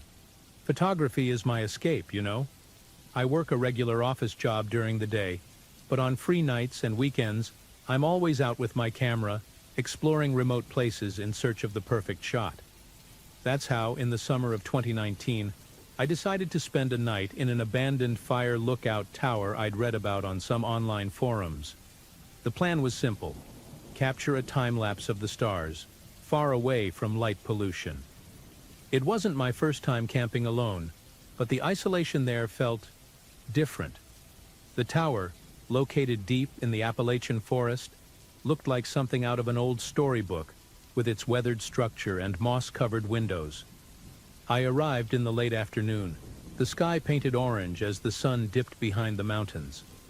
The trail to the tower was longer than I'd expected, and by the time I got there, I was exhausted. The structure had a strange charm, almost melancholic, with creaking stairs that complained under each step as I climbed. At the top, the view was surreal. The silence was broken only by the rustling of the trees, and occasionally, the distant call of some animal. I set up my camera and started adjusting the settings for the time-lapse. Time flew as the sky darkened and the first stars appeared, but around 10 p.m. I noticed something strange. The wind carried a peculiar sound, like someone whispering my name, but that was impossible. At least, I thought it was. At first I tried to shrug it off, blaming it on the wind and my imagination. You trick yourself a lot when you're alone in the middle of nowhere. I kept working on the camera and took a break to eat a sandwich I'd packed. But as the minutes passed, the whispers became more frequent. They weren't constant, you know. They came in bursts, blending with the sound of the wind, and they always seemed far off, as if coming from the base of the tower. I tried to convince myself it was just paranoia, but I realized I was paying more attention to the dark forest than to the stars. The silence around me began to feel heavy, like something was slowly closing in. I stood up to check the windows just to make sure no animals or, I don't know, people were trying to climb up. There was nothing, just the endless darkness of the forest below. But as I looked closer, I saw something that made me freeze for a moment. A series of handprints, small and damp, smeared on the inside of the glass. They hadn't been there before. I was certain because one of the first things I did when I arrived was clean the windows to ensure a clear view for my photos.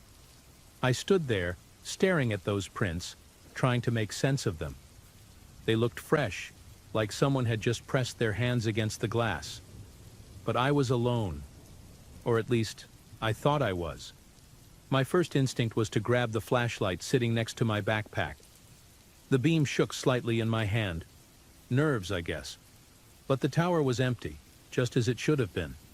I even tried convincing myself that I could have made those marks without realizing it while setting up my gear. But that didn't add up. The prints were smaller than my hands, like they belonged to someone much younger, maybe a child. That thought made my chest tighten. I took a deep breath, trying to rationalize, and glanced outside, shining the flashlight down toward the forest below. Just the rustling trees. Nothing else. And then the sounds started again. This time they weren't distant whispers. They were footsteps.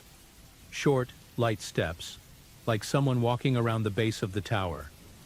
I walked over to the stairs, aiming the flashlight down, illuminating the steps descending into the darkness. "Hello? Is someone there?" My voice came out louder than I expected, almost comical as it echoed in the stillness. No answer. The footsteps stopped immediately, which in a way was scarier than hearing something back. It was as if whoever, or whatever, was out there now knew I was paying attention. I went back inside the tower, trying to stay calm. Every instinct I had told me to pack up and leave. But the idea of walking the trail in the pitch-black darkness, with the sound of those footsteps fresh in my memory, felt even worse. Plus, I'm stubborn, and part of me wanted to believe it was all just a big misunderstanding. Maybe it was an animal. Maybe my mind was playing tricks on me because I was tired. But the uneasiness grew with each passing minute. I sat down on the floor, my back against the wall, staring at the door, trying to ignore the feeling that I was being watched. Then I heard another noise, much closer this time. A soft tapping on the window behind me. It sounded like someone lightly scraping their nails against the glass, almost as if they were giving me a warning. I spun around quickly, flashlight in hand, but all I saw was the beam reflecting off the glass. It was as if the darkness outside was too thick for the light to cut through. I stood up slowly, approaching the window, and that's when I saw it.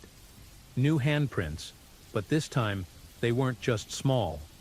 They were much higher up than I could reach. It was as if something much larger than me was hanging on the outside, touching the glass. My whole body froze. It didn't make sense. The window was about 10 feet off the ground, and there was nothing outside for anyone to climb on. My stomach churned as I stepped back, keeping the flashlight fixed on the handprints. The thought that something that big could be out there, hidden in the darkness, was worse than anything I could have imagined. And the worst part? Everything was completely silent now, which somehow made it even creepier.